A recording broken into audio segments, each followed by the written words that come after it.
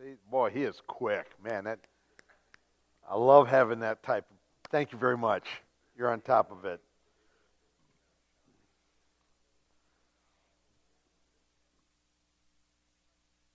Or I hate to interrupt this turbo transmission talk up here, but otherwise, this turns into longer than y'all want it to go. And I was blessed to find, living in Green Bay, Wisconsin, Green Bay Airport's a nice-sized airport for a small airport. But it has three airlines that pretty much take you anywhere in the world. And one airline that flies only to Vegas. Allegiant. Basically, if you're flying on Allegiant, you're going to end up in Vegas. So, but Delta into Green Bay flies Detroit, Atlanta, Minneapolis. So I got options. United American only fly to O'Hare. And I've learned over the years, doing this for 15 plus years, if there is any hiccup in the flying world of the United States, O'Hare gets affected. You got a storm in Phoenix, O'Hare gets affected. You have a guy who sneezes and unplugs something in Atlanta, O'Hare gets affected. So I've spent way too many, so I avoid O'Hare. Well, okay, how am I going to travel this one in Greensboro, et cetera? So I could go to Raleigh, Greensboro. Sure enough, there's a 6:49 flight today. So I've got time. Y'all don't want me to be here till 5 o'clock. I can guarantee that right now. I could go to 5 o'clock, but y'all don't want that. So I basically have two rules this afternoon.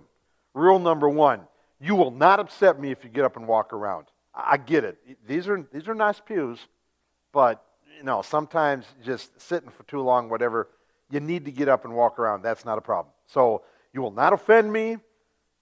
If you get up and leave, you won't offend me because you had enough of me. I get it. You also will not offend me if you interrupt me. When I do this, I've got probably 6 hours worth of information I'm trying to get down to 2.25. So sometimes I get to be like a freight train downhill with no brakes. And I get going. And I know that generally, but I wanted him to, and no, I don't want to bother him. He's in a role. No. I've been married for 32 years. Interrupt me. And don't raise your hand to interrupt me. Because if your hand is raised, that's basically a car sitting on tracks. I'm going to blow it over. I'm going to roll right over you. Just blurt it out. Just blurt out your question. Because I'll remember where I was. And I'll remember the point I was trying to make, or I'll get back into it. You may not remember the connection to the question. And the real reason for this afternoon, preaching this morning was nothing more than a gift to pastor. We didn't have to think about a sermon this week, and going and taking kids to school and all that kind of stuff. So the real reason is this afternoon. It's me trying to give you as much information as possible to help you come to some decisions. I'm not going to say the word conclusion because this thing will morph a variety of different ways. But we do need to make a couple of decisions to take the next steps forward. And I want to give you as much information so that you can make those decisions. Because, number one, this is your ministry. I can't give you a formula. I can't give you a two-step program. I can't give you a nice little synodically made program. Intercultural outreach does not work that way. It just doesn't. It really needs to morph to two things. It needs to morph to what your climate is. And I'm not talking weather. I'm talking about your reality, what you live in. And more importantly, intercultural outreach is your gifts. You've had a pastor who's been here for a while. He knows your gifts, or he should. If he doesn't, talk to me. I know who to talk to. As he walks away. One of his gifts is ignoring people, so that's fair. He knows what your gifts are, and he can probably. I don't know what they are, and I don't want to. I don't need to spend the time to try to figure out your gifts to help mold you. But truly, intercultural outreach is going to be your gifts put to use with this situation, this climate. I call it a skeleton outline. I'll give you the bones. You need to put the flesh, the tendons, and the muscles on it. And that'll make it your ministry. Because it will look like you. It won't look like me. It can't look like me. None of you can replicate who I am. That's a good thing. My wife's had enough of me anyway. And I can't make you clones of me. That makes no sense. No sense whatsoever. So I'm going to give you information so that then you can start mixing that soup. And I know I'm throwing a lot of analogies in front of you, but that's how I work. And make it your own ministry. So, just a quick review. The intercultural mission and message and method. Hopefully that was not a shock or a surprise. Because you can apply it things even outside of intercultural. I just think there are a couple poignant things for intercultural. The first one is make that contact. You can't do any evangelism unless you make the contact. Nobody woke up this morning and said, I've never been to that church, but I got to go. Nobody did that. If they come here, it's one of two reasons. You invited them, or they thought, not knew, thought there was something they were going to get here. That means you have to make the contact. Like I said in the sermon before service, you've done that. That's a beautiful thing. We do not have to spend time trying to figure out how to get the attention of the Hispanics in the area. You have it. and you have it in spades. So much so that today when I was outside talking to people, half of them were already asking me, and when are you starting the English classes? And I thought, okay, you've got interest, you've got a need.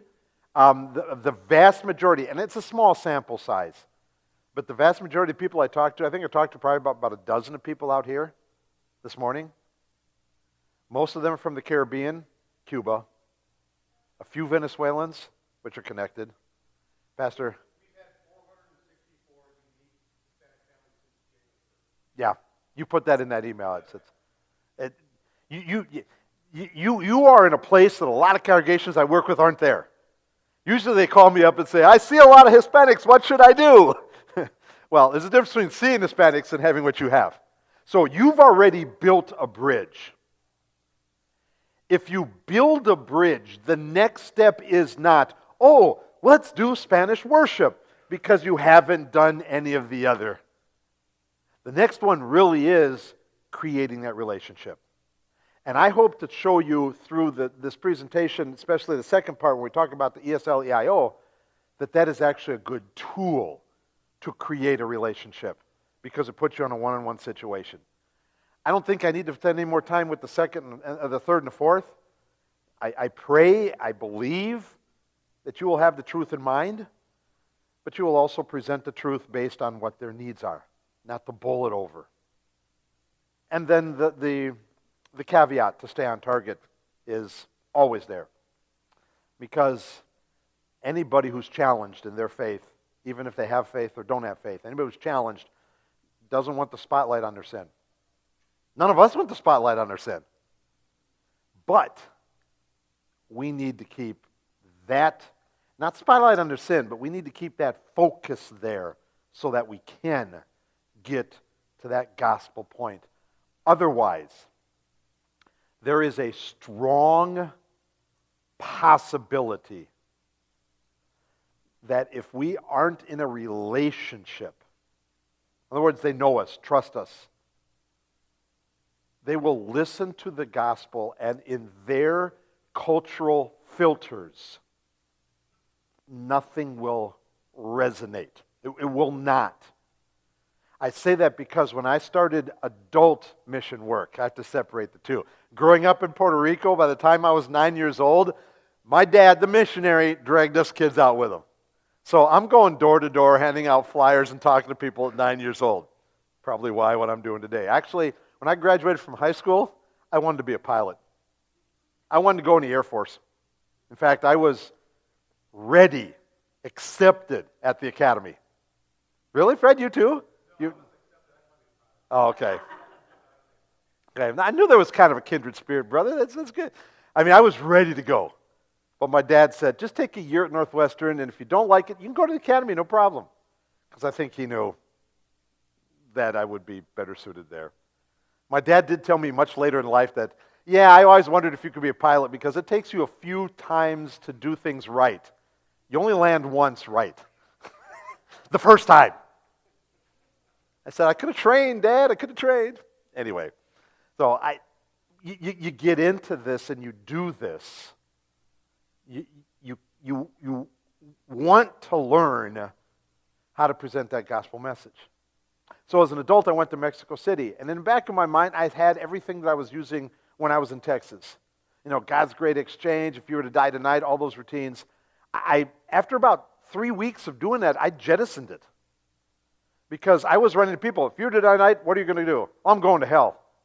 Well, why? Because I'm a sinner and God doesn't love me. Well, Jesus loves you. No, he doesn't. I mean, these are the answers I'm getting. I'm not asking that question anymore if that's the answer. I don't have a way to create a relationship. I can do God's great exchange today to a Hispanic Catholic, and I can be on point, on task, and clear, and they'll nod their head in agreement the entire time because they think that's what they believe, even though that's not. So we've had to jettison all that and make it very personal. Very personal. To the point where now I ask the question, do you deserve heaven? No! God doesn't think so. God thinks you deserve heaven. Huh? Okay, a little bit of apologetics, a little bit of knowing culture, but also getting to that point. So, all right, let's get into it.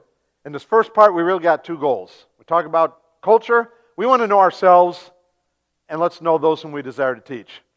So we're going to ask ourselves the question, who are we?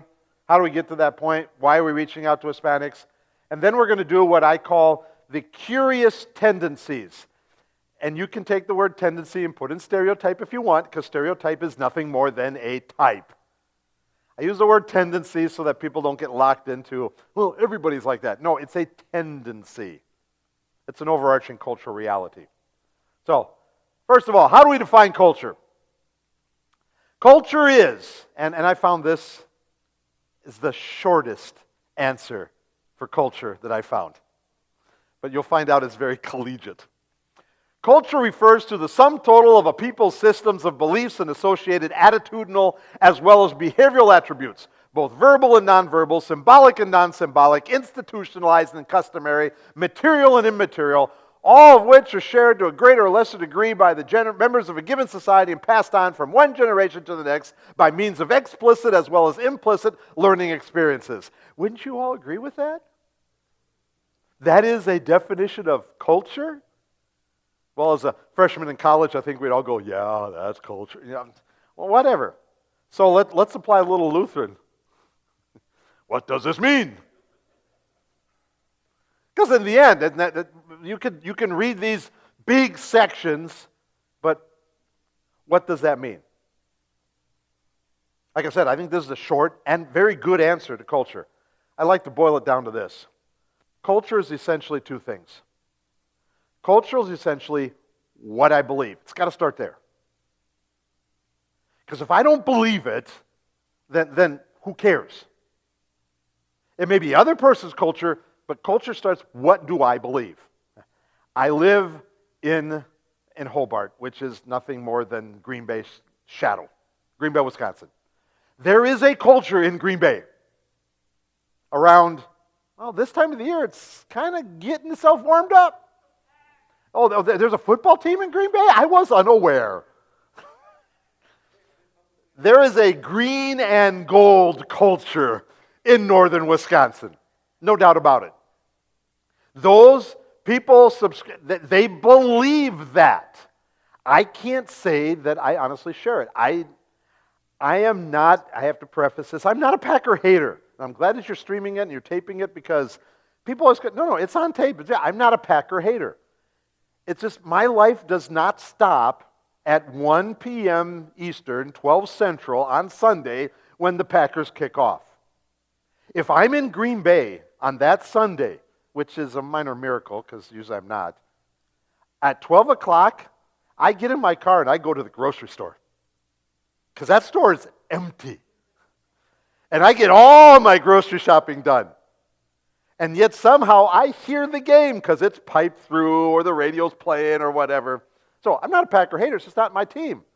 Growing up in the Caribbean, I fell in love with the Miami Dolphins. That's what I believe. So it starts with what you believe. But it necessarily, I believe, needs to include what you share. And to make that point, I'm going to ask you a simple question. Tell me about hermit culture.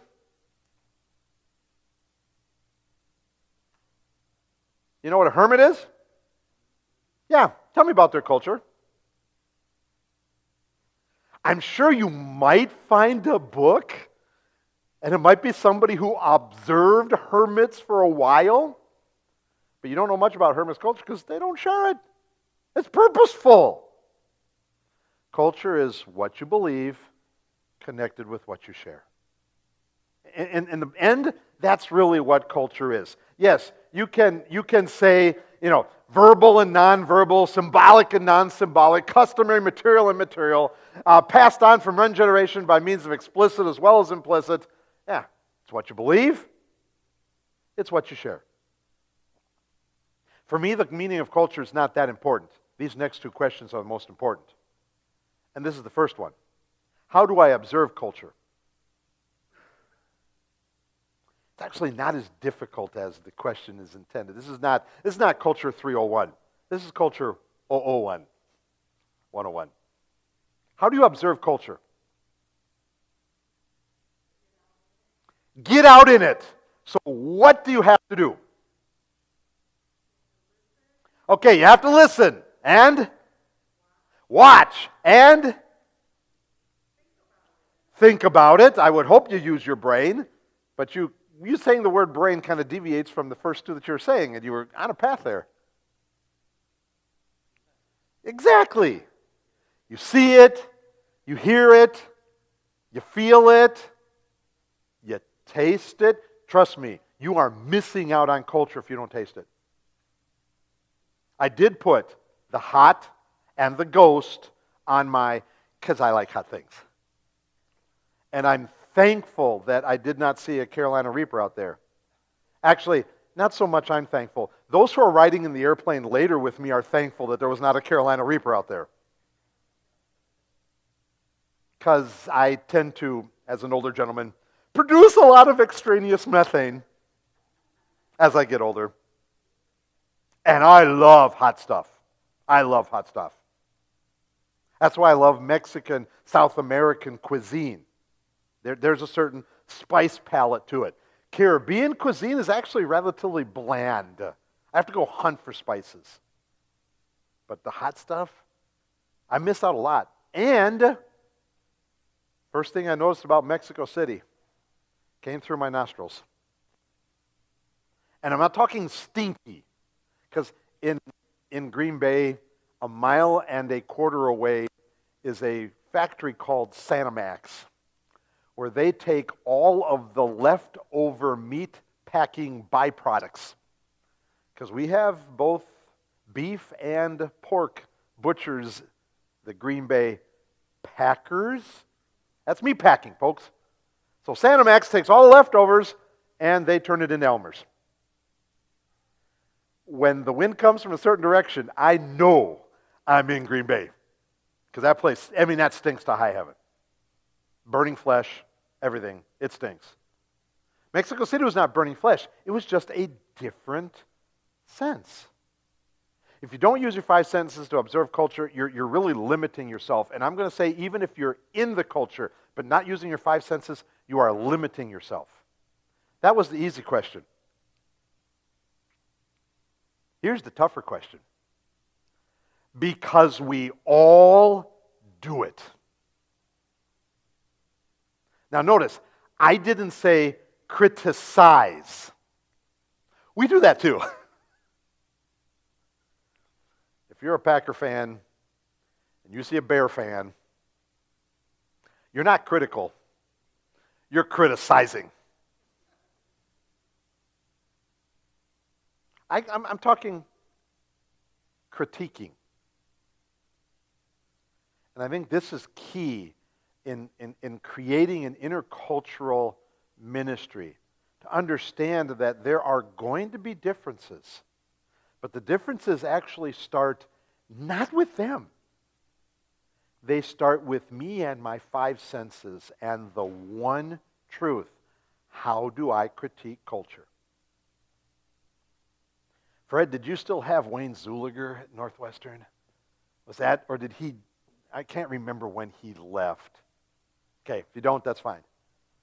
I love reading. I love literature. But first semester, sophomore year, Northwestern was Shakespeare. Oh, that's tough. Second semester was American. Love it. Loved it. And one of the things that Wayne Zuliger used to foist on us was Faulkner, William Faulkner. Wonderful early 1900s writer, author. And the one that I like referring to now is called Through the Rose-Colored Glasses. You and I critique culture through our own culture.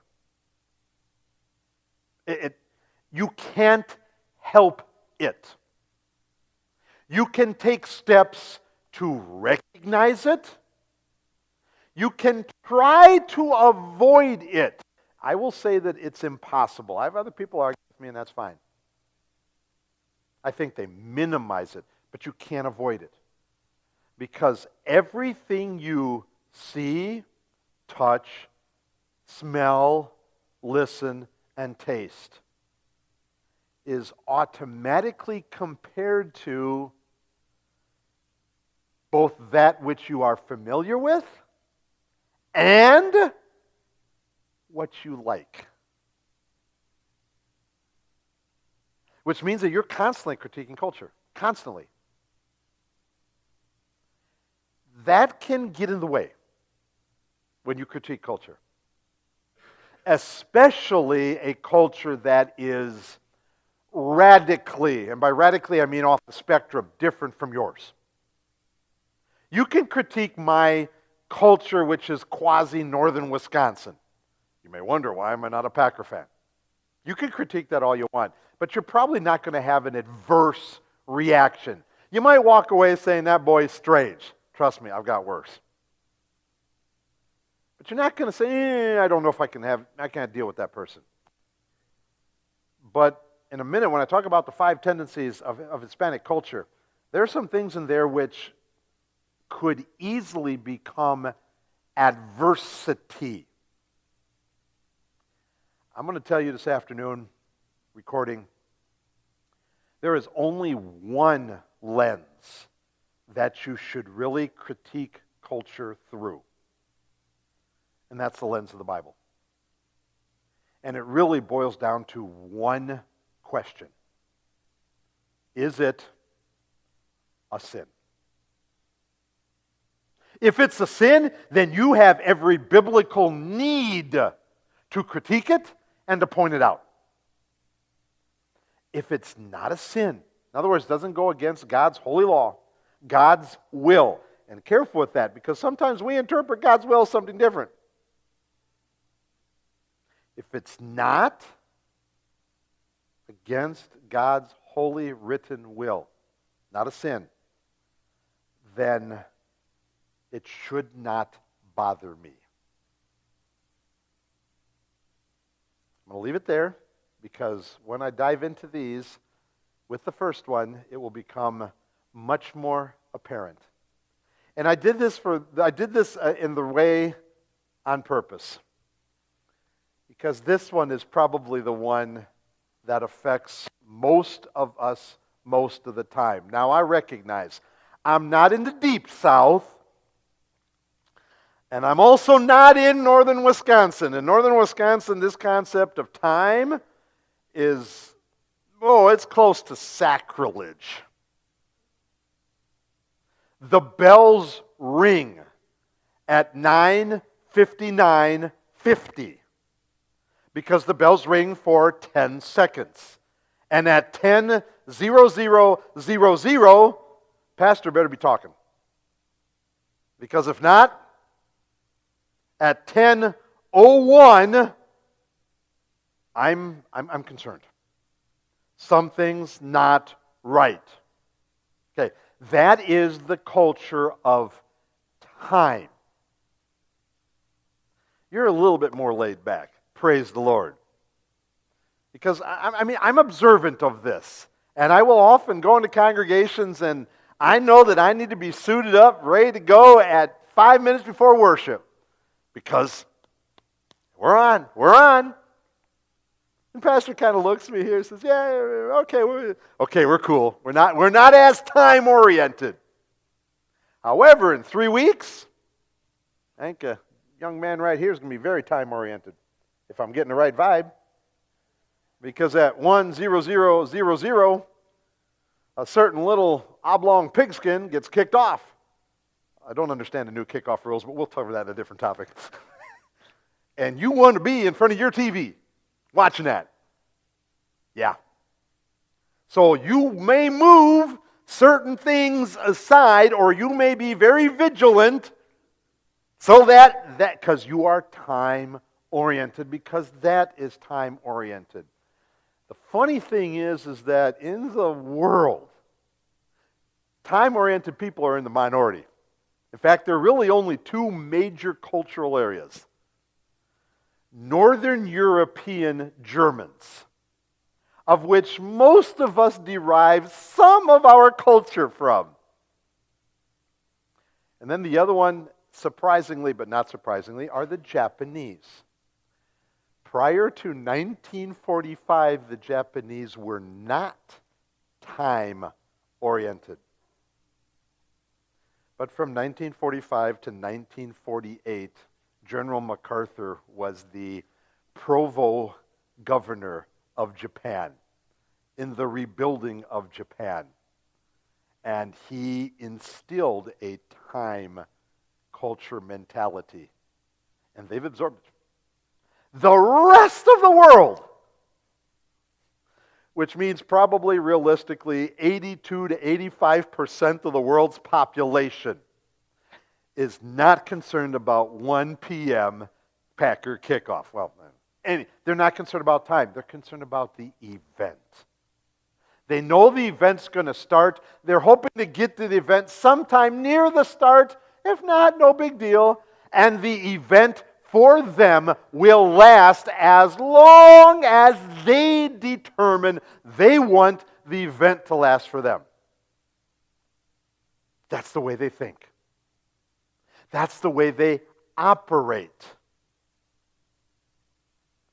That may rub us. And that's why I've got at the bottom, how does this tendency affect our outreach?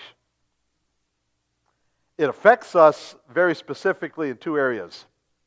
Number one, we're going to offer an English class. We say the English class starts at 6:30. I'm putting out there. I don't know if it will or not. Putting it out there. We say it starts at 6:30. We kind of expect that probably at 6:25, a few people are going to show up because, there's always a few teachers' pets that want to get in line in front of everybody else and be there. It's quite possible that at 6:30, no Hispanic will be here. Now, I'm going to caveat that statement because your food pantry opened at 9 o'clock this morning, and when I drove in at 8:39, there were already cars in line, and a few of those were Hispanic cars. However, they were here for the event, and they probably learned I get some good stuff if I'm here early. Perhaps.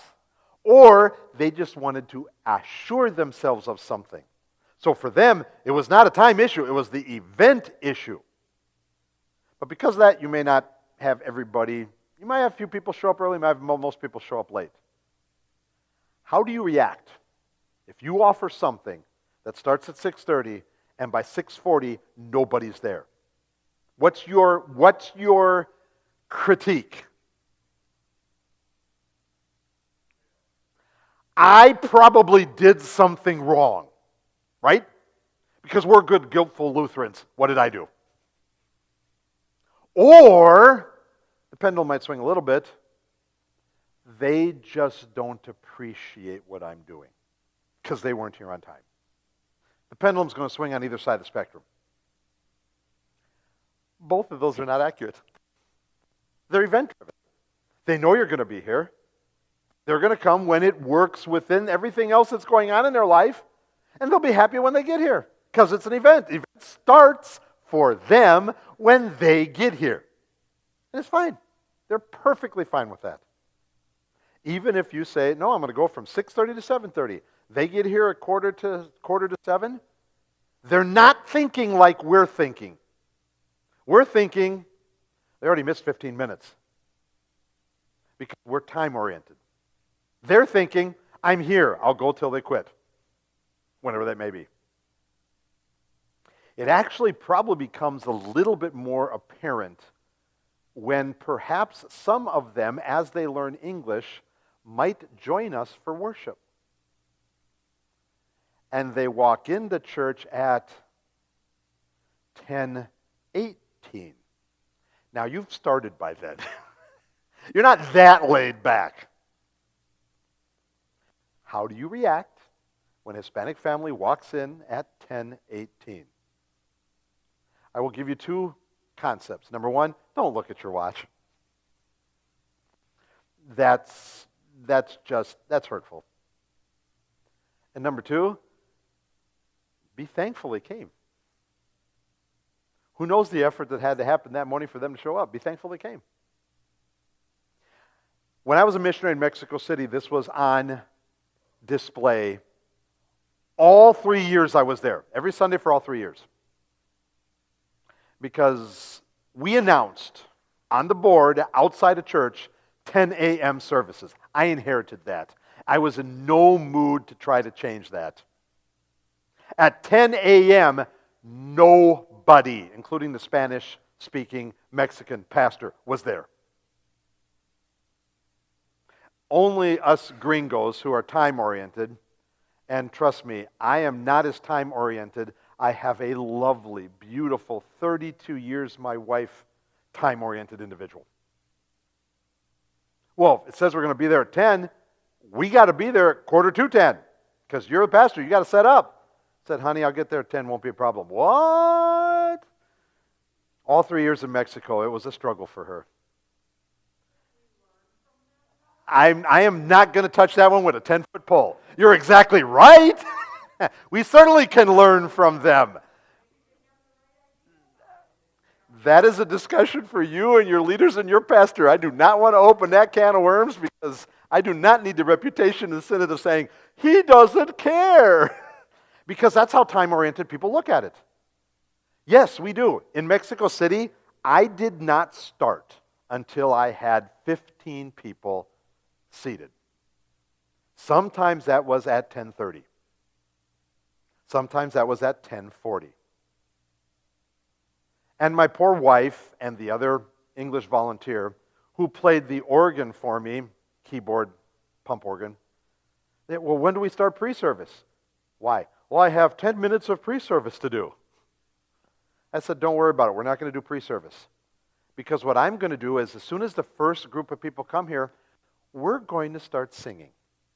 I'm going to teach some hymns. We're going to sing hymns you like to sing. Oh, Christmas is coming in a month. These are some Christmas hymns I'd like us to learn. Let's practice them. And then while we're singing, people would start to filter in. When I got my 15, I'd say, okay, we're done singing for today. Let's start. Because that wasn't the end of it. I had my absolution group. When I turned around and say, the Lord will forgive you all your sins, in would walk another family or two.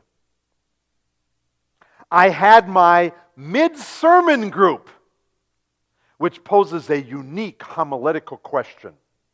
If a third of the church walks into the church halfway through your sermon, do you A, start over, B, summarize and move on, or C, chastise them later because they missed the law part of the sermon? I found a D. Don't preach that way. Preach not in time or linear. Preach in a bunch of little circles that constantly come back to the point and bring other people in and on. Not too many people do that. That's okay. I do it for the people I'm working with. You probably sense that a little bit from my sermon today. I am not a thoroughly analytical linear. I try to organize myself. But if someone would have walked in halfway through the service, they would have gotten the main point and a couple of simple applications. Okay. That's the way I approach it. And then I had my benediction group. I'd turn around and say, Señor te bendiga y te guarde, and they'd walk. That family came on public transportation for 2.25 hours every Sunday to come to church. I was never upset with them.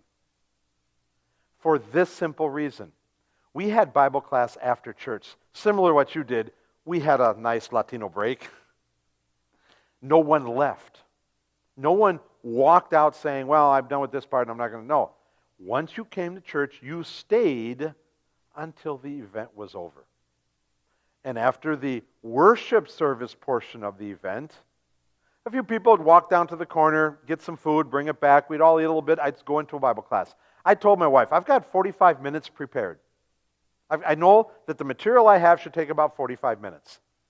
I can tell you right now that probably the least amount of time I spent in a Bible class in Mexico City was 2 hours. Because they're event-driven. They're not time. Oh, it's been an hour, we're done. I'm sorry, Pastor, you're in the middle of thought. It's been an hour, we're done. That's not the way they think. That is a cultural barrier. Now, I don't think, because I didn't see it today, and so I don't think it happens. I have seen it elsewhere. I preached a little longer today than I normally preach. I try to be in a 15 to 17 minute range, especially with only a couple verses of the text I'm really highlighting. I got going today. Y'all didn't nod, I kept going. But I have had churches I've been in where if I hit 20 minutes, people start, I've got a couple elders in the back that'll go. Now, they know me, and they probably heard this, but they're telling me something. They have a plan in their mind for the format. It must hit this. None of you did that, and I don't think that you would. I don't sense that as being part of this culture. I have a brother, Richard, actually lives out here in North Carolina, up the road about an hour and a half away from here. He's a great Caribbean boy. He's as laid back as they go. He fits in right here, just fine. Because I sense that from y'all. So that's good. You're not going to have the biggest barrier, but it is a barrier. How do we overcome that? Specifically for ESL and EIO, don't worry about when they come. Be consistent on when you stop. No one's going to complain. Oh, I only got 15 minutes here. You've advertised an hour, and I'll point that more out later. An hour's about what you want to do. More than an hour, and you've got blue smoke coming out of ears. People are fried. Brains are fried when you talk about learning English or improving your English the way I'm going to show you. So you're only going to do an hour. You start at 6:30, at 7:30, you're done. Somebody walks in at 5 minutes to 7, they only get 35 minutes, 7:30, they're not walking, well, I didn't get my full hour. They don't think that way. That's not part of their culture. So don't worry about the start of this. Be particular about the close. If you say 7:30, at 7:30, wrap it up. Now, that does not mean that everyone, like the old cartoon factories, whistle, burp, everybody's got, no matter what, I'm in the middle of making, nope. Obviously, if you're in the middle of something, take an extra minute. That's no big deal. But don't start to add, well, you got here in half an hour late, so we'll add a half an hour to you. No, don't do that. That does not teach the time orientation that we're in. Something which they need to learn.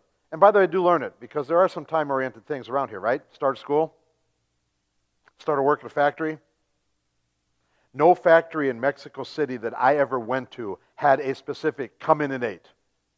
All their workers had to do 8 hours worth of work that day. And they had arranged it where they could just slide in, start when they started, and end when they ended. Get their 8 hours in. Or they had a quota factory. I have to make 82 widgets today. Come in, make your 82 widgets, go home. And they had it figured out, so it'd be about 8 hours or 9 hours or whatever it was. So when you're thinking about this time event orientation, don't critique it through your own lens. It's not a sin for people not to show up on time according to your time. It's their reality. Most of you are nodding your head in agreement. Okay, it's dangerous, but yeah. Extended family. This is a cultural tendency, but it's something that is not foreign to us. Because most of us understand extended family. Cousins, uncles. Even when we're not close to them, we know them. Latinos, Hispanics, Spanish speakers put extended family on steroids. In fact, in Latin America, I'm starting to see a little bit here north of the border, but in Latin America, when a father and mother have a daughter who's going to be married, their first question is, where? Not where the ceremony is going to happen, where the two of you are going to live. In other words, am I giving up a daughter? Oh, good, I don't have a mouth to feed. Am I gaining a son-in-law? Oh, good, I've got a worker. Either way, but they're asking where are they moving in. They don't get married and move off to another house, rarely. Almost always move in with one of the parents. That's extended family. And it's not just the political family or the nuclear family. It's whomever is tied into your family. They have actually a couple of nice words. Comadre, compadre. At first I thought, oh, that's nothing more than like a godparent. Man, godparent doesn't even begin to dive into the depth of what a comadre and compadre are. Two people with zero name connection. Rodriguez, Gonzalez. But if they're comadres, everything's done together. Everything. Christmas celebrations, birthday parties, everything's done together. So that mentality permeates their thought process. I bring that up for one specific reason, because there's one great thing and there's one negative reality that comes from this extended family truth. The great thing, you meet one person, you probably have already 10 to 15 other people they're talking to.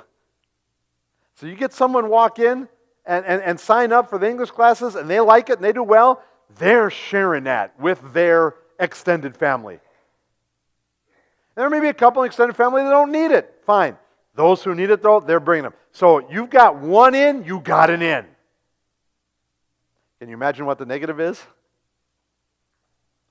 If something happens, and it usually doesn't, but if they stop coming, not because of something you did or because of a pleito or anything, maybe work just changed, but because they stopped coming, the rest of them may not come either. Unless they have already established a different relationship.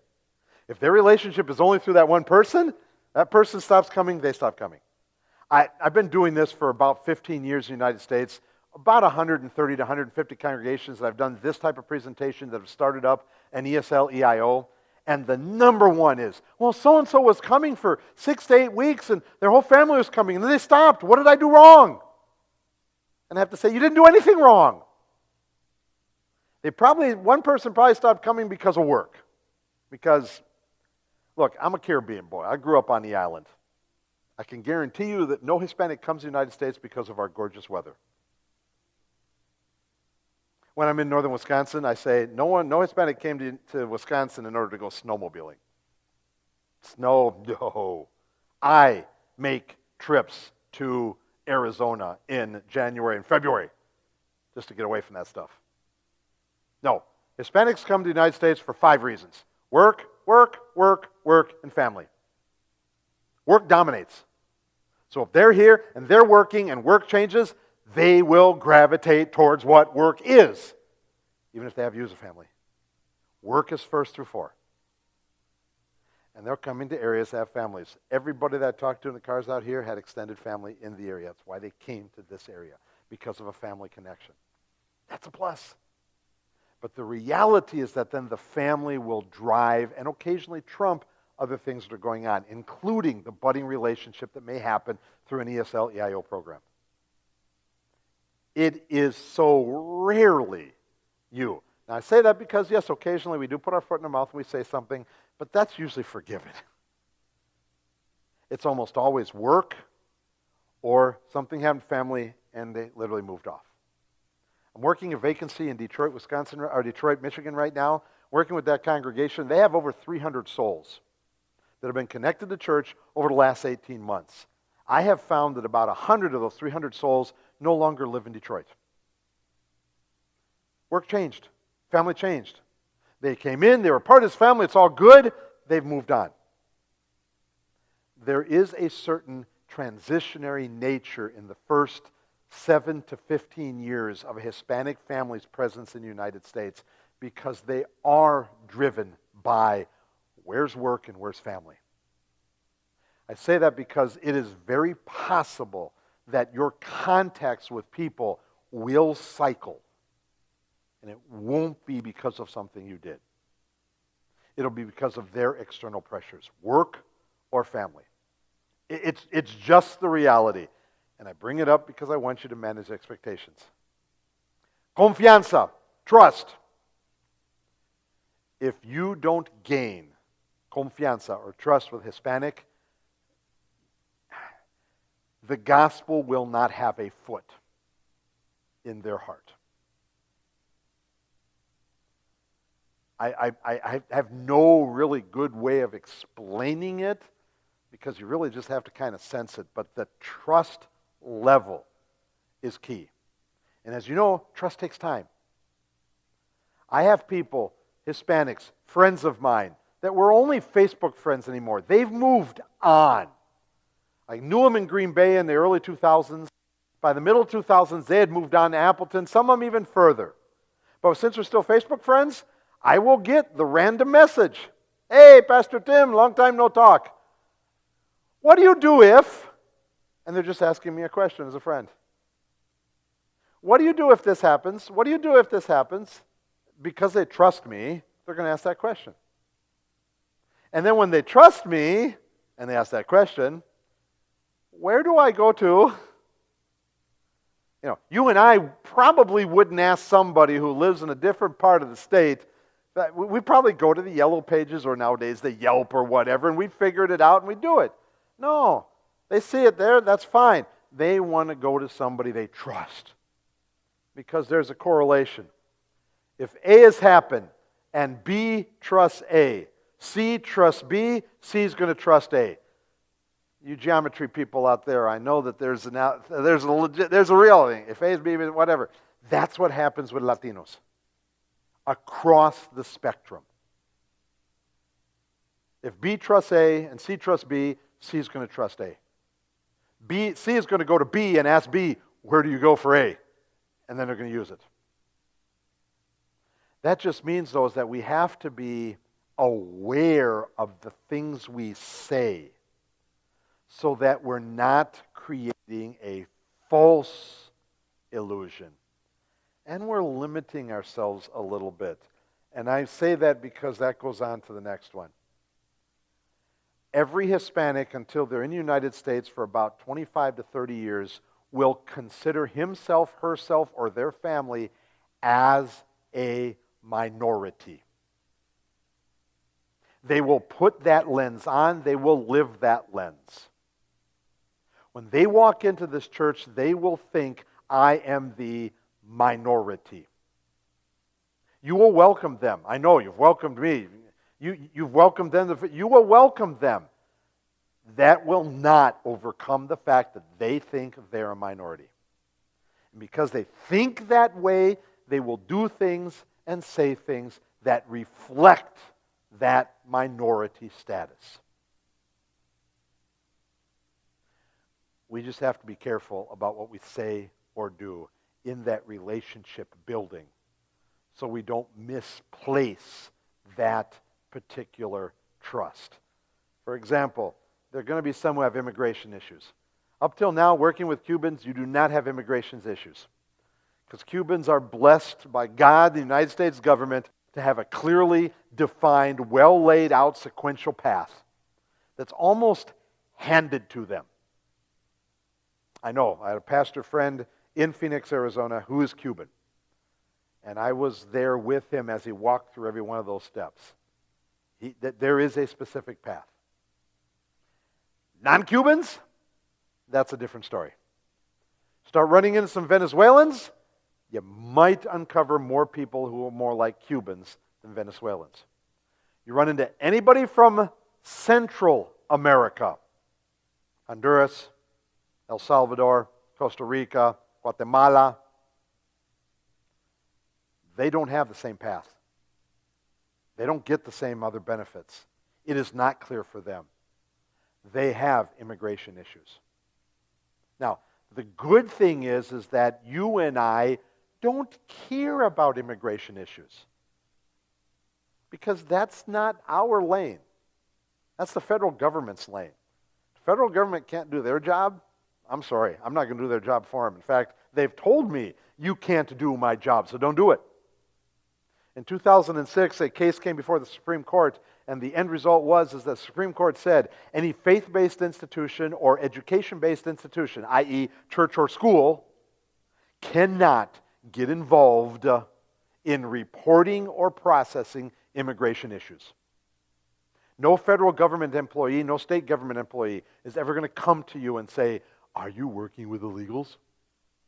No, they don't care. That is not their bailiwick. Even if the overall federal government goes slightly on the other pendulum than where it is now in the future, nothing's going to change at our level. Nothing. We don't need to worry about that. Immigration status is not an issue for me at all. Now, what happens is later on, as we get to know them, as they start getting to be part of our family, they may recognize, I'm here illegally, or I've got these steps left. But what you'll almost 99 times out of 100 hear, they want to fix the status. About 6 years ago, pre-COVID, middle of 2018, 2019, there was a lot of publicity done, not promotion, but reporting done from a variety of parts of the United States that pointed out that all these sectors of Latinos coming to the United States were wanting to hold on to their home country to the point where they did not want to become Americans. That was bad reporting.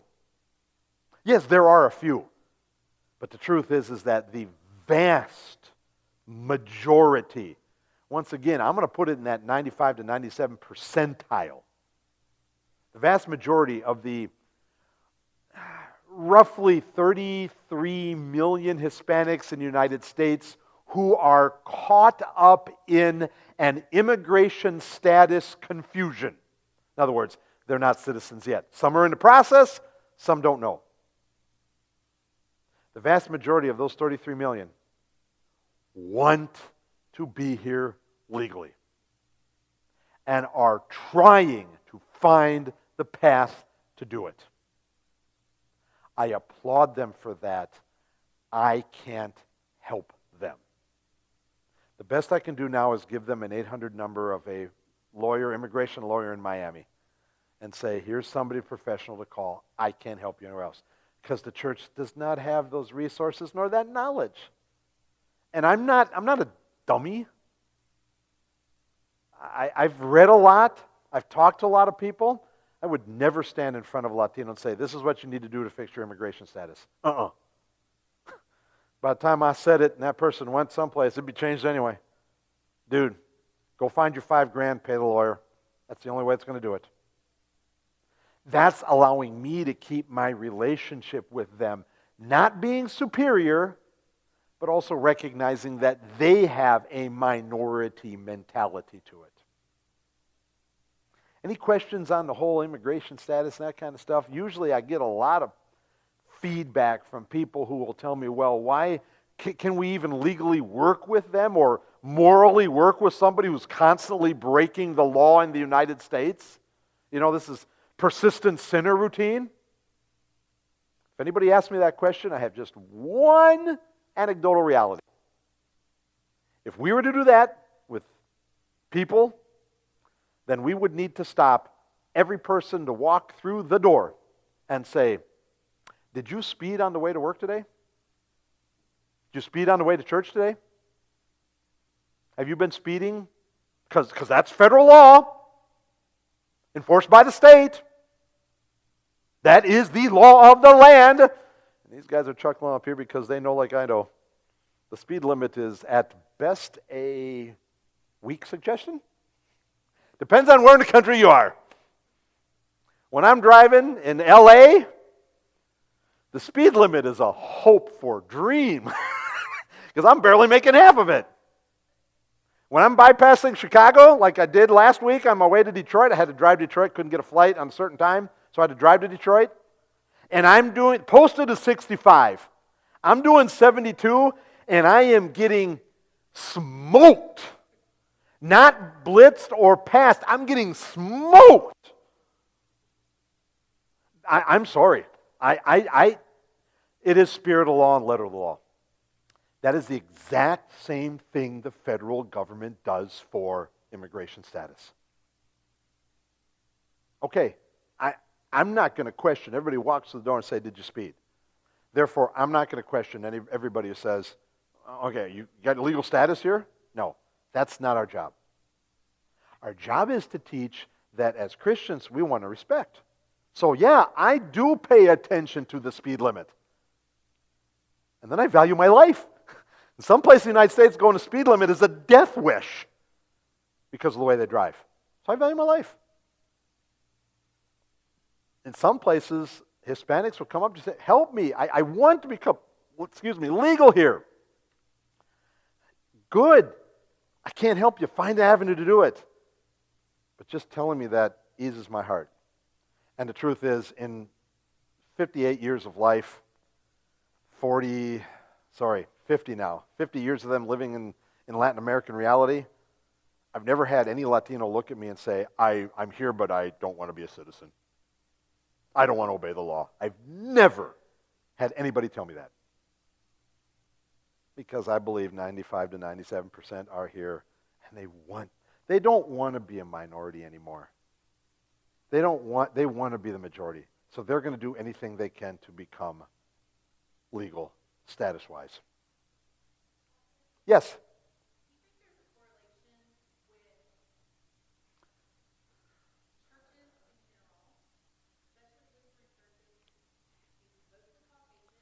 Yep.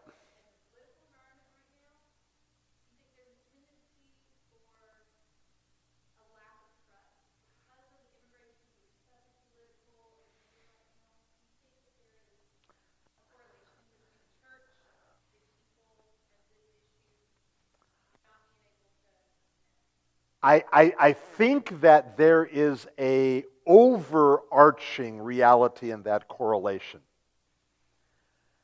But I believe that it's accentuated. In other words, this correlation between, basically as a synod, we are a white Caucasian, kind of pagan, little close.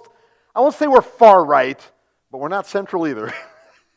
we don't lean right, we tilt right, Except that I would say that correlation plays itself out much more regionally than it does across the spectrum of the United States. For example, just up the road, you're North Atlantic District, right, Fred? Yeah. One of the missions in your district, New York City, Woodside, Timothy Borman, Dr. Timothy Borman, great guy, know him well, work with him a lot. In the early years, 16 and 17 of the Trump presidency, 17 and 18 of the Trump presidency, he had members who say, oh, you guys don't want us here anymore. Tim would say, no, yeah, I'm a conservative, but no, that's not. So they were able to mitigate it on a regional basis. That being said, there are places, and it shows up there, and I didn't touch it because I didn't think I had to here, but that was a great question to bring it up. There are places in the United States where I work with groups of congregations, and I will spend between 18 to 30 minutes talking about blatant racism, which I don't think I need to do here. First of all, I'm seeing a lot of variety, first of all. Secondly, none of you give me the vibe. Now, that being said, sometimes you can't tell the vibe. As a synodical body, and I know this is being taped because I've said this before on tape, I know that as a synod we have a certain way of doing things. I call it the DNA. It's a cultural reality that's been inbred in our synod since the middle 1800s. We're going to celebrate 175 years as a synod next year. For 174 of these years, this has been our DNA. We are inherently DNA legalists. That's the way we tend. That's who our makeup is. More and more, I will say that we're secretly racist.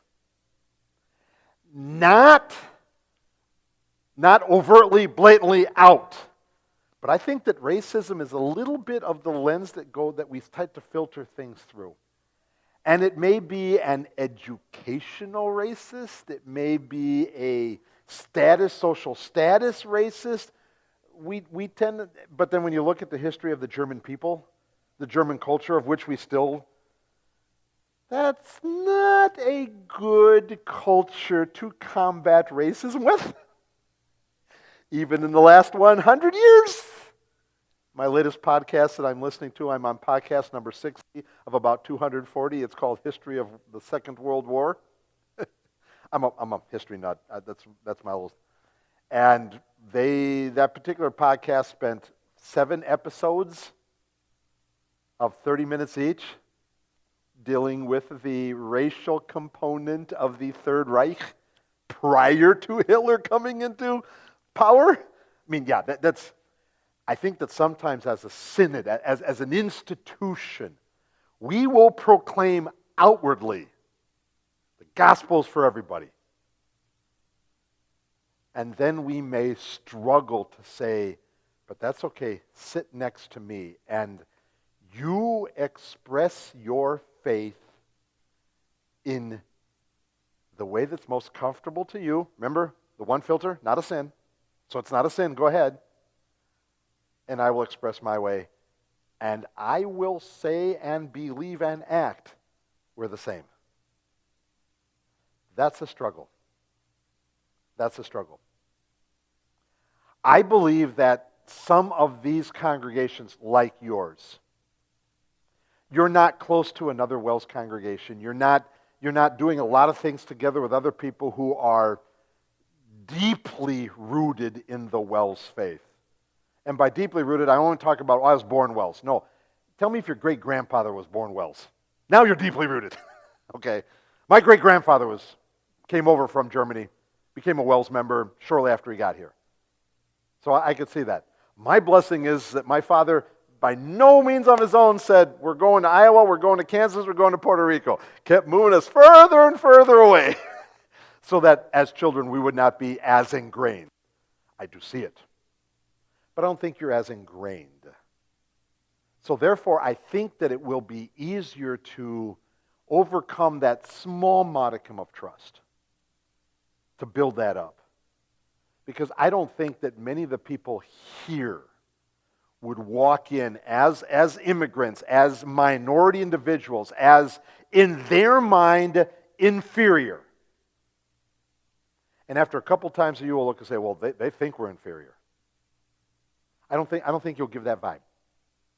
I have other congregations where they will definitely give that vibe. And we have to work much harder on overcoming that vibe. So that's a very valid and good question. I don't think that the local climate or spectrum for here in this area, as I've begun to understand it, will rise it up to a level where you have to be consciously working. I mean, sometimes I have to do things on purpose. I don't think you have to constantly doing that. I don't think there's going to be that much of a lack of, oh, you're all Caucasian. Yes, you are all Caucasian. But you're not all Northern European, Indo-European descent type. That helps. Yes, you're all Caucasian. But you're not the biggest sticklers on time. And trust me, that's an observance. That's an observance. When I'm working with a congregation in Milwaukee, we joke about this all the time. Oh, the white group of the congregation, they get so upset when we start at 12:15. Church says 12. It's a Spanish church. Oh, they get so upset and they wonder, what's wrong with you people? And, well, you gringos do it that way. And I said, don't look at me. I may be a gringo in appearance, but not deep inside. No, I'm like you. It's whenever, whatever. So they can sense that when they're alongside of a deeply rooted culture like that. But how long has a Star Bethlehem been here? 30 years? 25? Anybody know? Of course, Pastor's not here, so I can't get the right answer because he's a historian, right? 20-some. Okay. You're not that deeply rooted. And I think that in these parts of the country, I work with congregations in Texas. What you described about, oh, you're Caucasian, so you're far right, so I can't trust you, doesn't exist in Texas. Does not exist. North of the Mason-Dixon line, that's a different story. And yes, we have to work through those type of things. Which means then we as a congregation will do things to show the community, you are our equals. We do not look, and you can do overt things. You've already been doing that.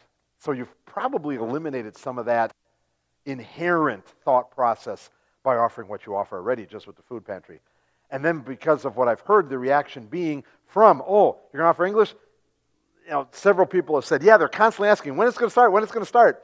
You've overcome the vast majority of that. Now, could it rear its ugly head down the road when worship becomes a reality? Yes, it could. And if that becomes the case, it turns into that, becomes that, then I think we can talk about some things to do. It may very well not. Because as you'll see, the EIO creates such a relationship bond that when people walk into church, they're looking for the people that have helped them with their English. They sit right next to them. They're comfortable already. Even if the language is a struggle, they're comfortable because there's a confiance already built up. Now, the other extreme, if you're not doing anything, hey, let's start Hispanic outreach. We want to invite them to our worship service. Yeah, that's something we need to talk about. The building up of a trust in the community to show, yeah, we're Caucasian, but we do mean well for you. You're already doing that. So I don't believe that racism and those type of things are that grave an issue here. This, however, is not so much an issue as a reality. And I gave you the tease in the sermon, so I promised I would elaborate this a little bit more. But let me start out by saying, because of what happened in the middle 1500s, Hispanics will call themselves Catholic unwittingly. In other words, they don't know the Catholic catechism. They don't know the Catholic history. They don't know the Catholic dogma. What they have are long years of tradition. And traditions are cultural. They're not necessarily. They may have come from biblical faith, but they become cultural. For that reason, you don't need to ask a Hispanic, so, what church you belong to? Because they will all answer with two words. Soy católico. I am Catholic. Now, when most of us hear that, oh, you're Catholic? Well, then you must go to this church, you must believe this, because we're intelligent, we've been instructed, we kind of know what the Catholic Church teaches. Already, I can tell you, we know 100 times more than the average Latino knows. Because culturally, the average Latino goes to church 4 to 6 times a year. 2 are automatic. If they at all want to stay in God's good graces, and in the end, that's where Latinos at. I'm trying to shave years off of purgatory, even though I don't believe in purgatory anymore, but that's what Grandma believes, so I guess that's all I got to hold on to. I'm trying to make God less mad at me, so I'm going to show up to church from time to time. But I said it in the sermon, and it's true. Christmas Eve, Good Friday, automatic. Churches are full, overflowing. In fact, I knew churches in Mexico City that struggled to find their cleric. I mean, there's a great shortage. But at Christmas time, everybody's adding worship services time because I can't get everybody in. Then they'll go to church 2 other times during the year. Invariably, somebody they know has a kid being baptized. Got to go to baptism, got to be in church. But you know what? They don't participate in a worship service. They just show up and sit down, stand up and leave. There's no singing. The liturgy is extremely minimal. So what are they getting? Not much, because even in a Catholic baptism in church, there's not a lot of gospel. Thank God that there's the baptism. But the liturgy isn't gospel-oriented. And most of the gifts that are given have to do with the Virgin Mary, not Christ. So even that's weak. And then they'll probably go to church in celebration of an ancestor's death. Because Grandma tells them that that'll help the ancestor get out of purgatory. Even if the person doesn't believe in purgatory, they'll go because Grandma said, we got to go to do this for Grandpa. So that's 4 right there. I say that Hispanics will probably go to church 2 more times because the honest reason why the average Hispanic goes to church is in order to fix their relationship with God. And I don't mean fix like you and I mean fix. Because we come to church, we get forgiven, we do the liturgy, we're fixed. No, they go to church because they have had a mountain of things built up in their life that have gone bad. And their first and most clear reaction is, God hates me. My classic story, Alfonso, dear friend of mine, in Green Bay. He grew up in the Catholic Church. His dad was convinced by the priest in town to go to church every Sunday. Because the Catholic priest knew that if his dad went to church, his dad was the landowner in the area, all the other people would go to church because they're all indebted to his dad. So that probably skewed Mexico statistics for church attendance for about 7 to 10 years. Because this one community had extremely high. This is what Alfonso told me. Well, Alfonso came to the United States legally, got his degrees, working for a car manufacturing company between Green Bay and Appleton. He wants to improve his English. So he comes. And then he starts asking questions about, and I had, at that time, I was doing the Mark Bible class that I do. It's the quickest introduction to Jesus. It gives you the clearest, most concise point, but it addresses all the doctrines you need to know to believe in Jesus and to go to heaven. So we're reading through Mark, and he's got a lot of questions. He even questioned the whole fact that Jesus had the power to cast out demons. He didn't struggle with it. He was amazed because he thought that only the Catholic priests had the power to exorcise demons. He didn't know Jesus had it. And this is a guy who went to church, dragged along. Well, he comes to me after one class. He says, he always called me Padre, even though he knew that he was. No, call me Pastor. No, Padre. I can't, Padre. Of course, he did it with a big old grin on his face, so I know he's needling me. Alfonso, I love you. Fine, call me Padre. Padre. God hates me. Really, Alfonso? God hates you? Why would you think that? Nothing right happens in my life recently. Say, okay, Alfonso, girlfriend left me. Okay, that's probably not God, Alfonso, but we'll talk about that later. I had 3 flat tires this week. Oh, wow.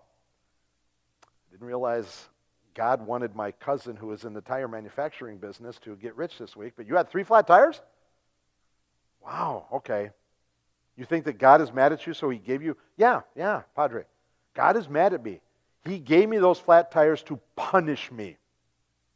I said, Alfonso, where do you work? Oh, at this manufacturing plant. Do a lot of metal work there? Yeah, we cut metal pieces all the time. I said, where do you park? Well, right next to the trash can. I said, Alfonso, they pull metal shavings out of your tires, right? Yeah, Pastor, how'd you? I said, dude, you're parking next to the dump truck. God is not punishing you. You don't park there for a week and tell me if you get flat tires. Of course, he came back the next time, big old cheesy grin. Padre, you must have told God to not hate me anymore. We're going around in circles like this because the dude's a believer now, thank the Lord. But that was his superstitious nature, of which Hispanics are imbued with.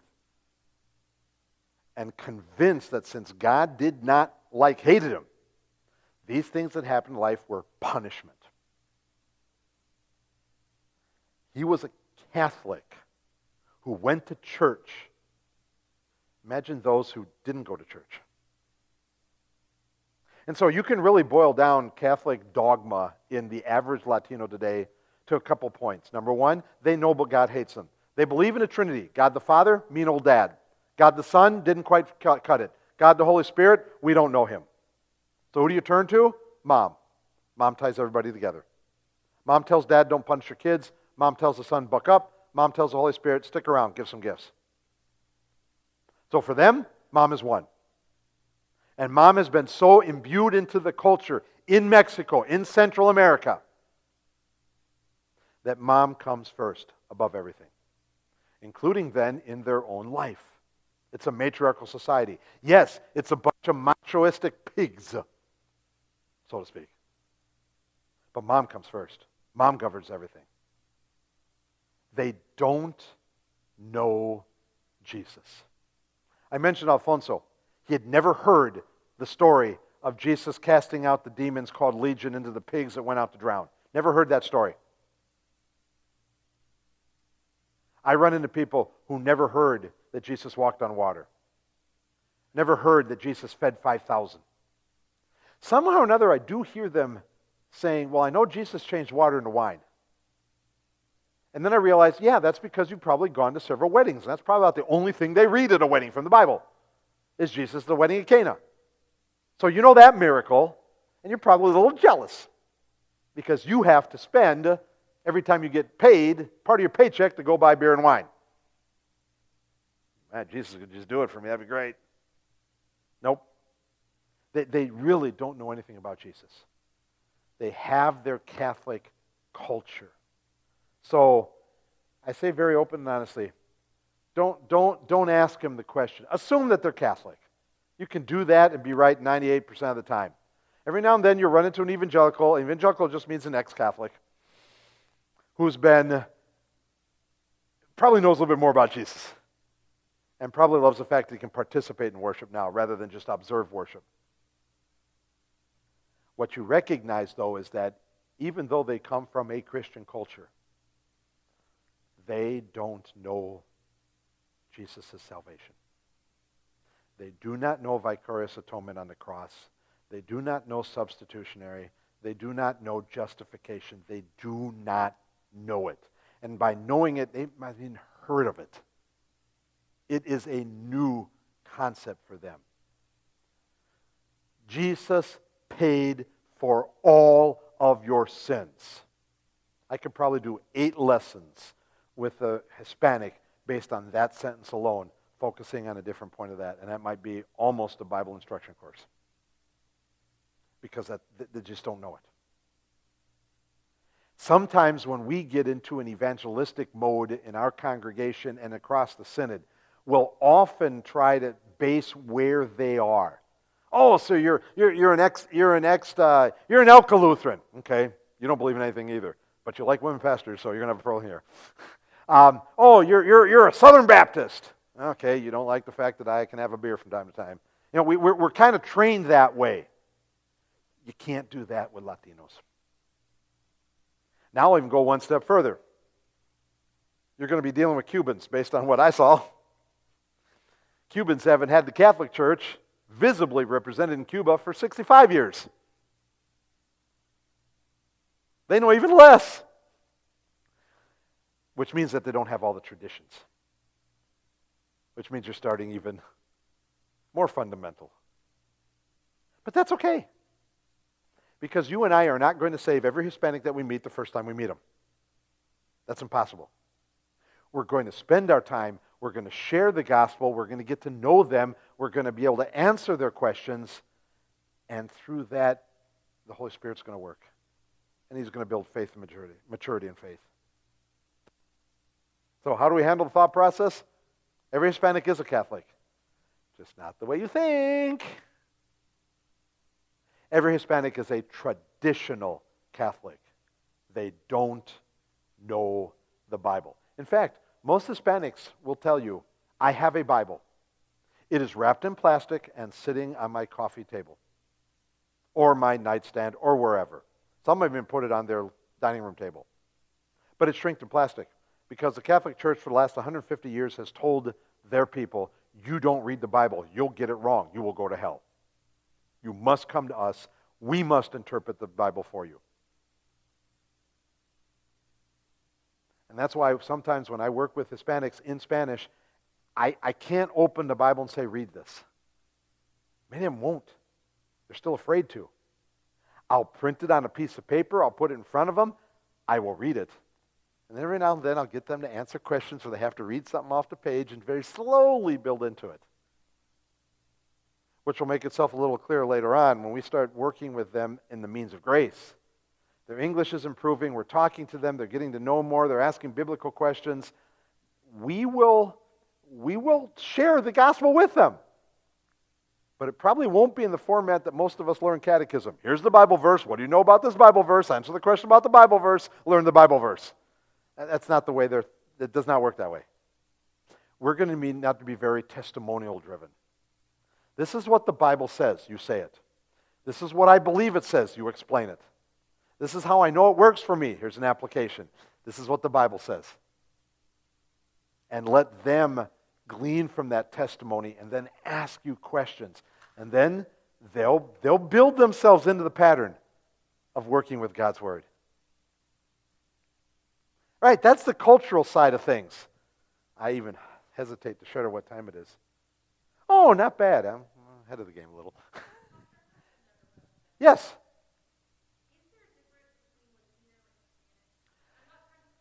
Right.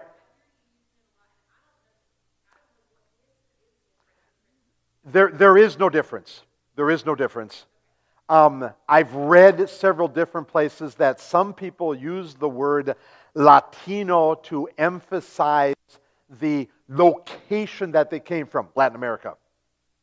And that Hispanic refers to language. But every Latino I've talked to goes back and forth. What I have found is that most Latinos, when I'm talking in Spanish to them, will use the word Hispano because it's shortened for Hispano hablante, Spanish speaker. And that's where Hispanic came from, more on the language side of things. The only thing I could say, somewhat tongue-in-cheek, but maybe not, don't use Latinx. That term that's kind of out there, that new quasi-woke, quasi-generic term. Oh, we want to respect you, so we'll call you Latinx. Latinos hate that. That's not us. We're Latinos. If they're talking in Spanish, they'll often use Latino and Hispano interchangeably. If they're talking in English, they'll probably say Hispanic. And I think part of that is, though, just because they're thinking Hispano, Hispanic, Greek cognate, I don't have to think that hard. So, but no, there is no difference. I use them interchangeably. Yes? Yes.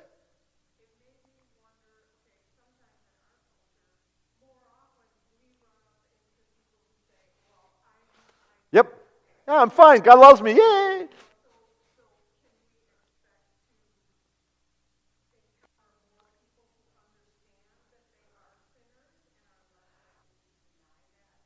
I would say that in your theological conversations, in your faith conversations, you will much more quickly get to the baseline where the person says, I know I'm bad. Much more quickly than, well, like I said, when I went to Mexico City, I'd been used to 5 or 6 years of knocking on doors, talking to people. So if you were to die tonight, where would you go? In the United States, if I ask that question, 95% of the people say, oh yeah, heaven, I'm going to heaven. Well, why? Oh, I'm a good person. Jesus loves me. I'm not as bad. I've never been to jail, so I'm going to heaven. You know, just this, we call it American evangelical fluff. No basis, but okay. I went to Latin America, like I said, 3-4 weeks. I stopped asking the question because everyone's telling me, oh, I'm going to hell. Why? God hates me. That was depressing for me. I had to come up, okay, I know you're going to hell. How do we get you out of hell? Oh, I can't get out of hell, Pastor. You're right, you can't. God did. It's Jesus. So yes, I found that with Latinos,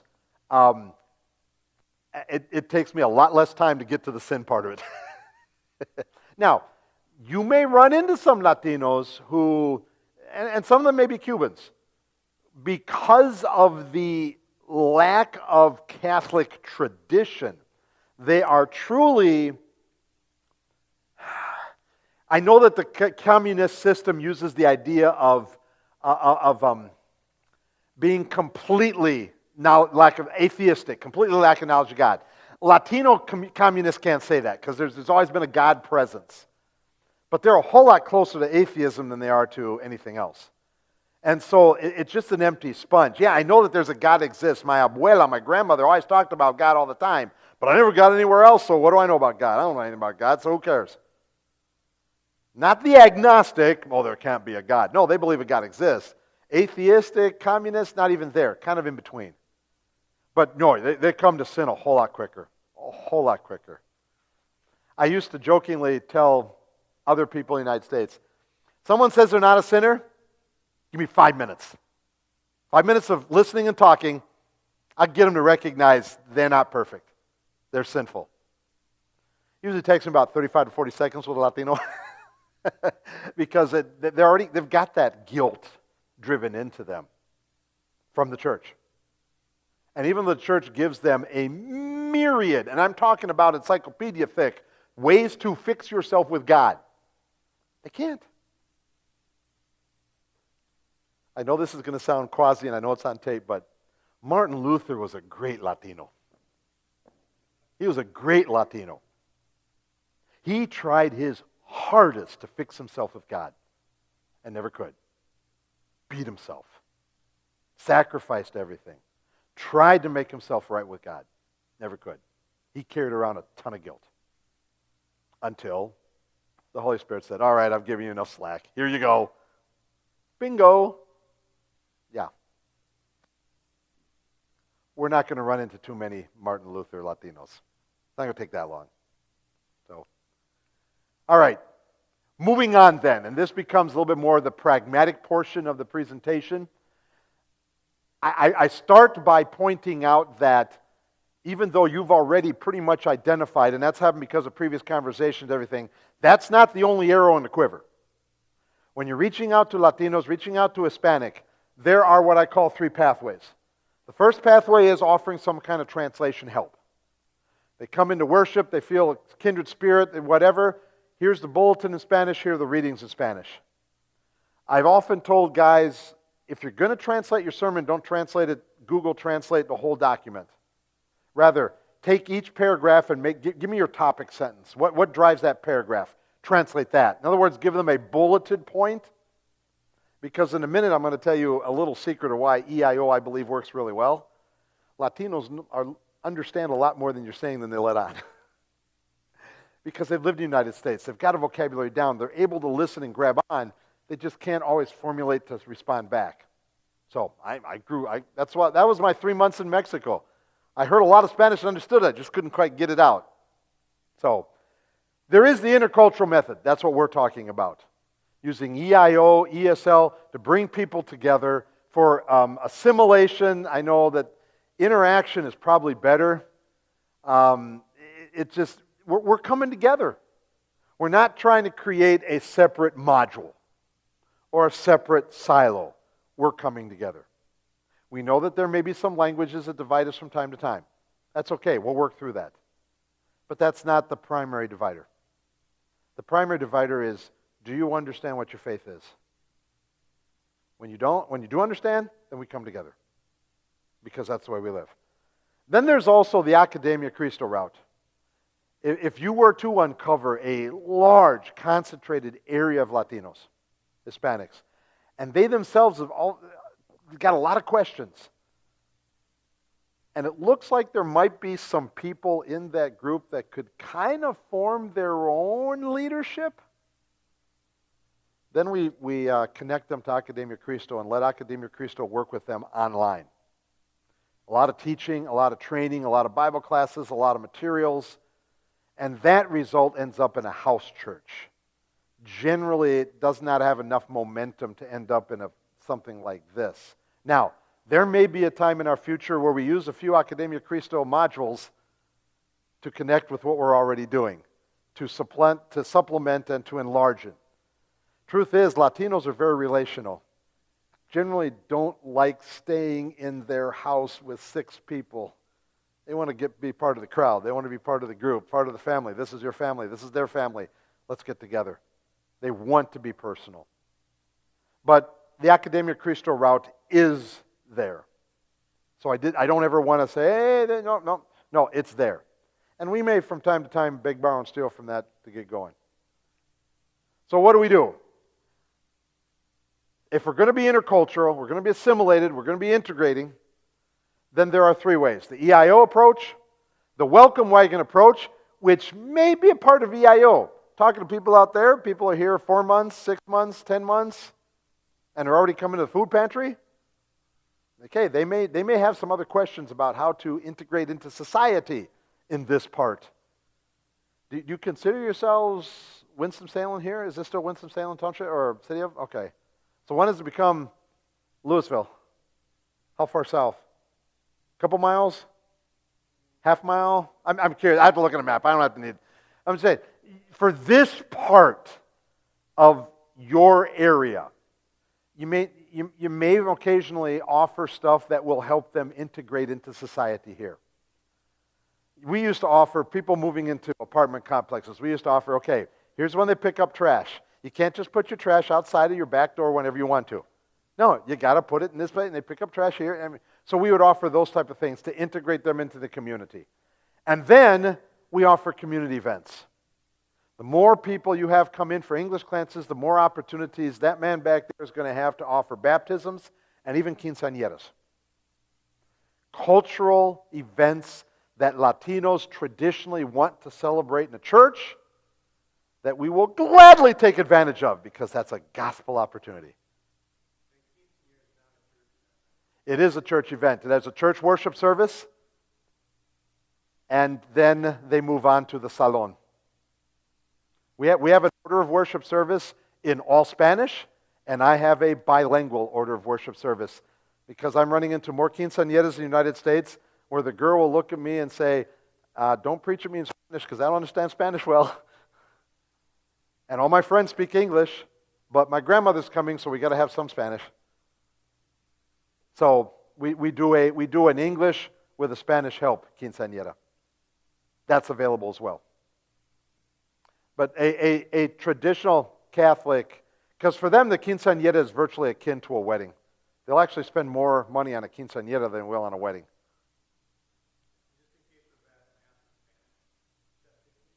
That is 15, correct.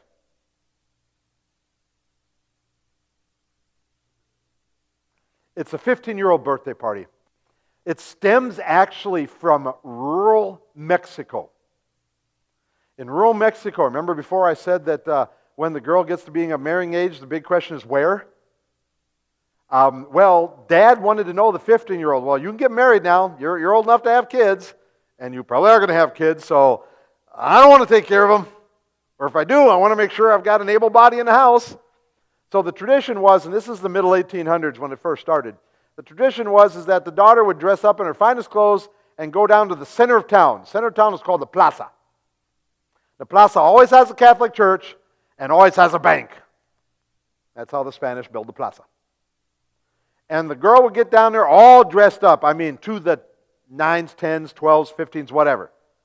And she would walk around the plaza. And Mom and Dad would hope that when she came back around the plaza where they were standing, there would be one guy in tow. Now, sometimes there's more than one guy in tow. That's a fun battle. But if perchance the daughter made it all the way around with nobody in tow, then Dad and Mom had to make a decision. Do we add a pig to her to make her a little more attractive? Do we give her the horse, because Mom and Dad had to say, I can't. This person in my house either has to bring in a husband who's going to work with me, or I got to get rid of the mouth. It's a term of survival. Now, it's very rare, because as I've talked to people and read more, generally the quinceañera then, by the time you got around, the person you were secretly pining for or already probably had your eyes on, I've heard that often the girl would, hey, and, oh, good, I can get Dad's permission. And that set up. So it was an arranged quinceañera. Anyway, nowadays the quinceañera is nothing more to celebrate, hey, you've done 15 years, you're a woman now. Mike Hartman, who was a missionary in Mexico and Latin America for 20 years, before, of course, in a good synodical way, went to England, because that's what you do. He would say that the quinceañera is the last time where Dad can be Daddy without being creepy. Dance with your daughter, give her a doll. These are all traditions that happen in the Mexican culture. And after that, it was creepy if Dad danced with you. Or if you're 18 years old, hey, daughter, you want a doll? That's creepy. So he would always say, quinceañera is the last time for Dad to be Daddy without being creepy. Okay.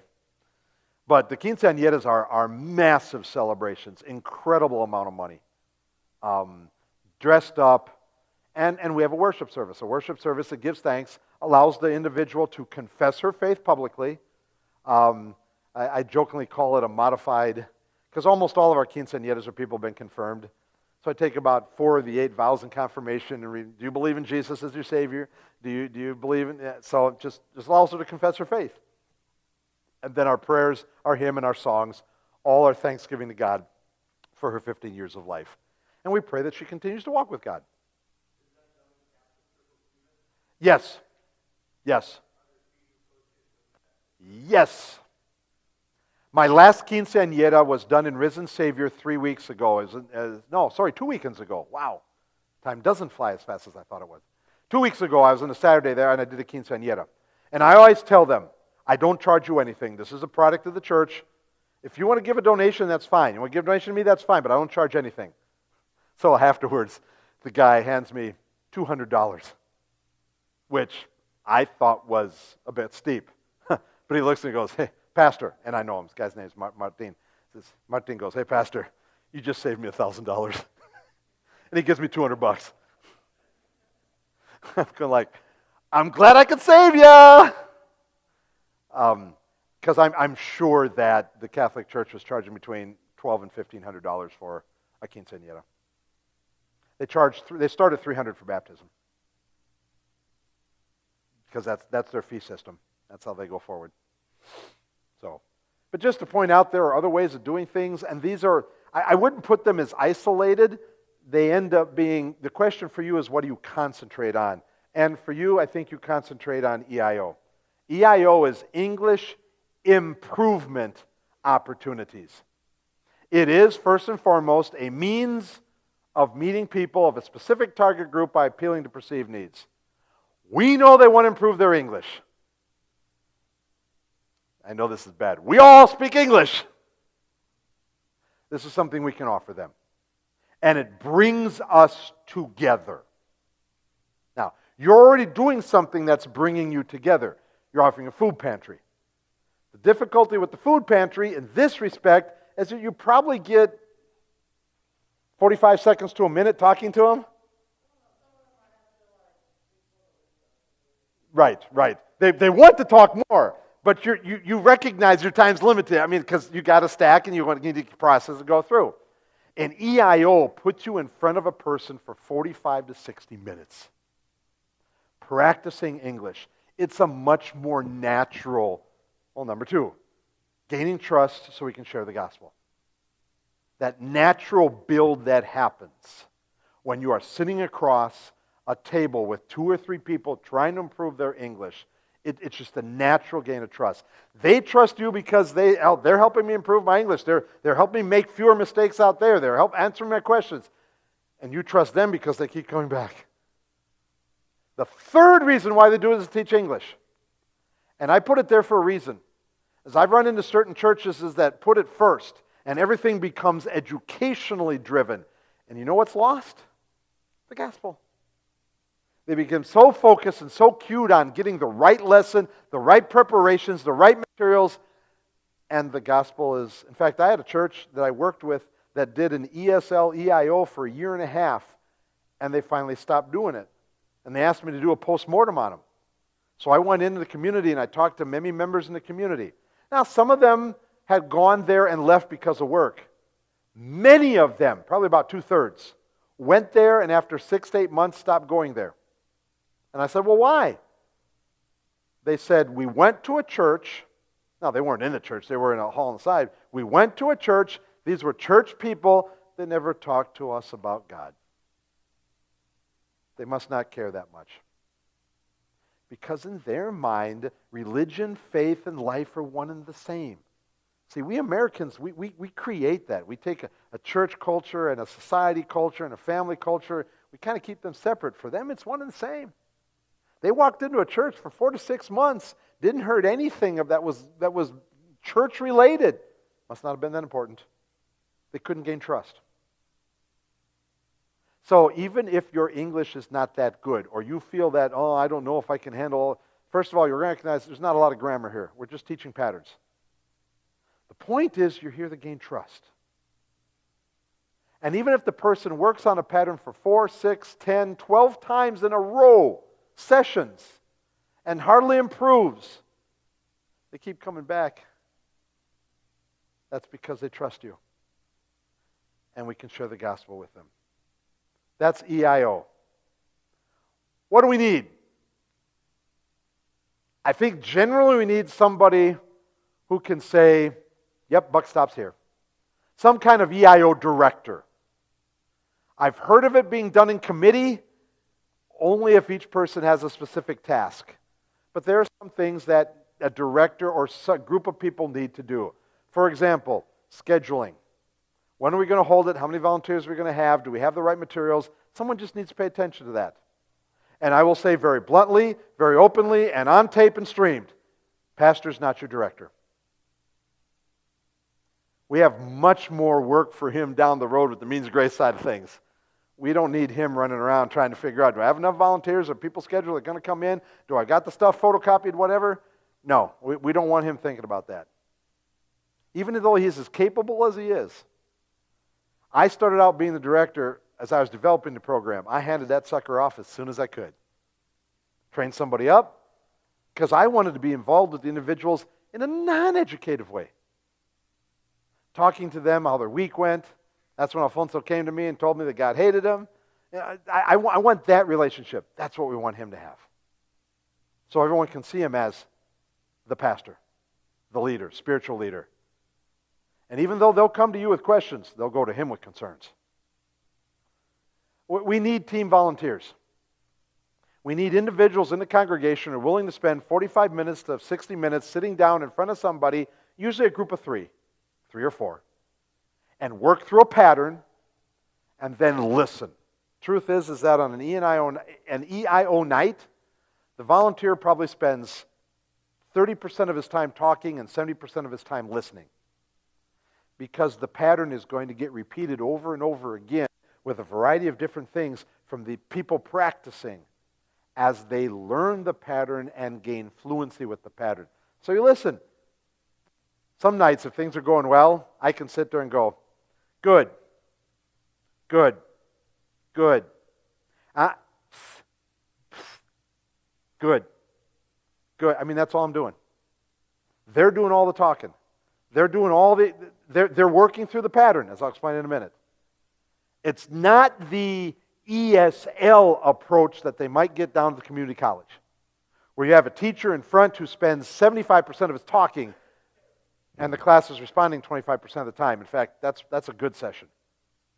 Usually in those ESL sessions, it's 90%. The teacher's just there to give as much information as possible, and the assumption is they're going to go home and practice. The good ones do. The good ones use about 10% of the class. The rest don't. And therefore, they're acquiring information, but they're not learning it. So we need volunteers. And then we need opportunities. And primarily there the question is, do we do it once a week or twice a week?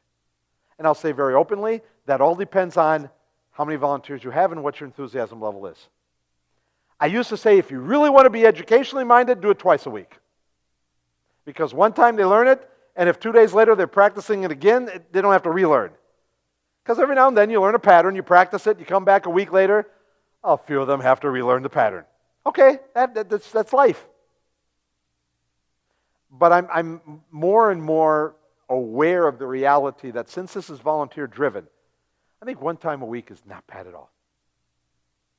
Because in the end, you might get more opportunities with them in front of you, which means more opportunities to gain trust. So you need a director, you need some volunteers, you need opportunities. What are you going to be doing? What's the methodology? First and foremost, short blocks. An ESL program down at the community college is going to have 3 to 4 different things taught each ESL session. A grammar portion, a writing portion, a speaking portion, a reading comprehension portion. Just breaking it out that way. It's been 23 years since I actually taught ESL in the old EOSOL model. I'm now into EIO entirely. In the EIO, you're teaching one concept, one pattern, and that's all. Which means it's easier for volunteers to prep. Only got to do one thing. Secondly, it actually is an imprinting factor in the brain. I'm going to bring it up now because it actually goes with practice, practice, practice. The EIO takes advantage of what I call the 10-10-10 principle. If you say something 10 times as a learning thing, you'll recognize it. Okay? This is a church pew. In Spanish, banca. Say it. Banca. Banca. By the way, that's B-A-N-C-A. Banca. See, now I can teach you Spanish like that. I can go around the room. You only did it 3 times there. What is this? Okay, most of you get it real quick. You come back next Sunday? Boy, Pastor Fred would be nice. No, I'm not. Just don't do that. Pastor Fred might even remember. Why? Because you didn't do it 10 times. If you did it 10 times and I said, oh yeah, I need to sit down in the banca, most of you would say, oh yeah, banca, pew. That's 10 times. 10 times 10. Let's repeat it 100 times. Let's do it enthusiastically. Let's do it in a sentence. 100 times you repeat it, you will use it. In other words, it will come to your mind. You'll be able to grasp it. You'll not just understand it, know it, you'll begin to use it. The key is 10-10-10, which Fred math is 1,000. Thank you. Thank you for playing. 1,000 times. If 10-10 is 100, 10-10-10 is 1,000. Did you have cruise math in college too? No, I'm kidding. 1,000 times. You repeat a pattern 1,000 times, you may not... Yes, son, please help your father. Sometimes there's no help, right? There you go. There you go. If you repeat something 1,000 times, you may not be fluent, because fluency depends on something else, different part of the brain, but you will know it. We attempt in an EIO to get 10-10-5. Let's get a pattern repeated 500 times. Because most people in an immersion reality, if they can repeat it 500 times with us, they'll probably get another 100, 200 outside. They're getting very close to the 1,000 where they know it. I just don't have the bandwidth of 1,000 times in the classroom. And I also don't want them to drag them on, because I'm assuming, and this is one of the assumptions of EIO, they're using it. When I taught English in Mexico City, I never assumed that they were using it. So I approach classes differently as an educator. Here, I'm assuming they're using it. I'm assuming they're coming here to practice because they want to use it. So I'm going to go ahead and let them. So I'm shooting for 500 times in a repetition. That's a lot of practice, but it's needed. And the EIO system is set up for you to repeat that pattern as many times as it takes, I'm talking now classes, sessions, until that person becomes comfortable and is ready to move on. For some people, it might be 10, 10, 200, 200, 300 times. For some people, maybe 10, 10, 5. Every now and then, you run across a 10, 10, 7, 8, where it's talking 700, 800 times of repeating. But the goal is that for them to feel comfortable. Not you as a teacher, well, we covered it, we're moving on. No, we're letting them govern how quickly or how slowly they moved based on their gifts or abilities. And then we have a component of small group practicing, and I'll explain that in a minute. What's the reality then? Number one, to work in EIO, you got to have patience. And the first patience is with yourself.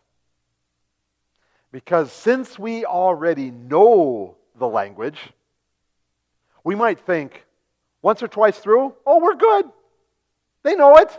They said it. We can go on. No.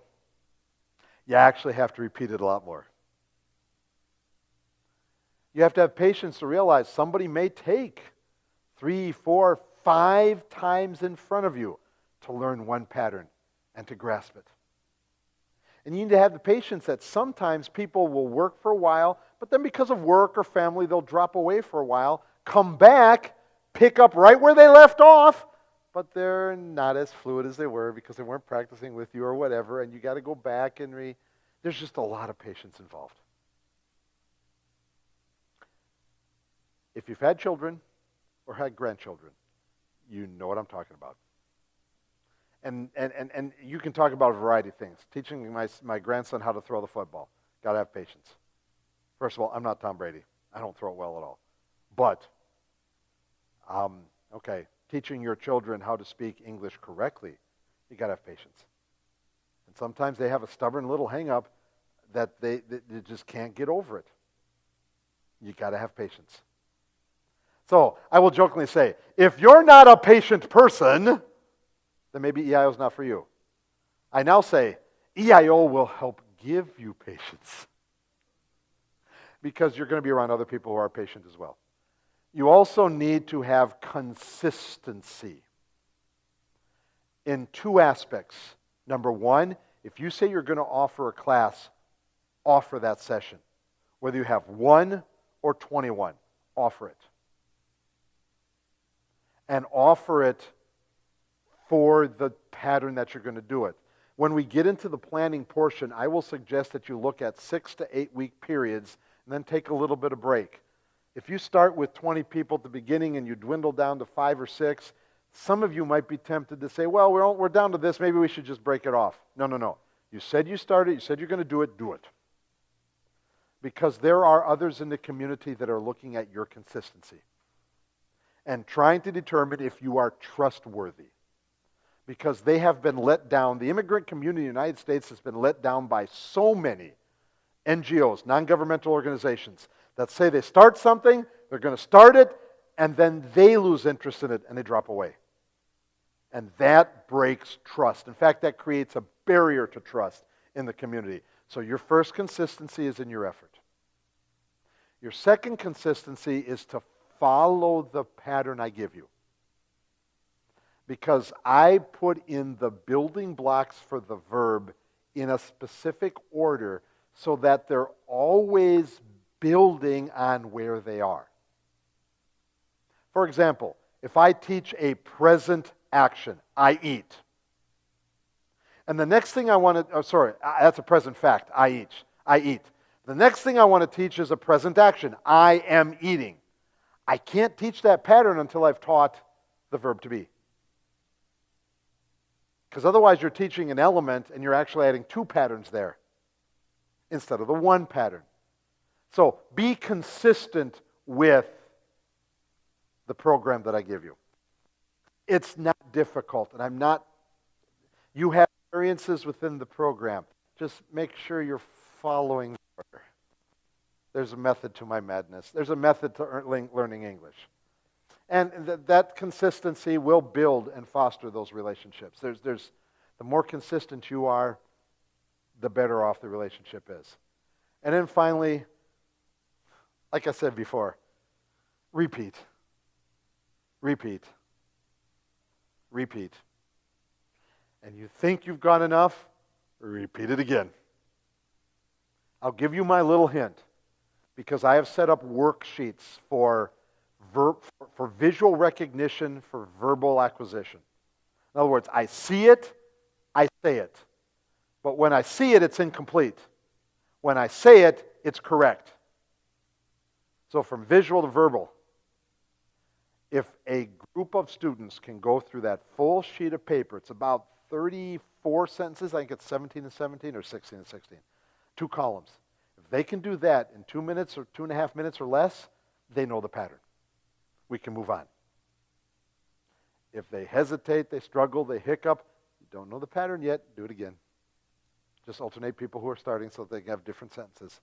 And I'll make that clear in a bit. Although, I sent you the information, right? Did I send you the packet?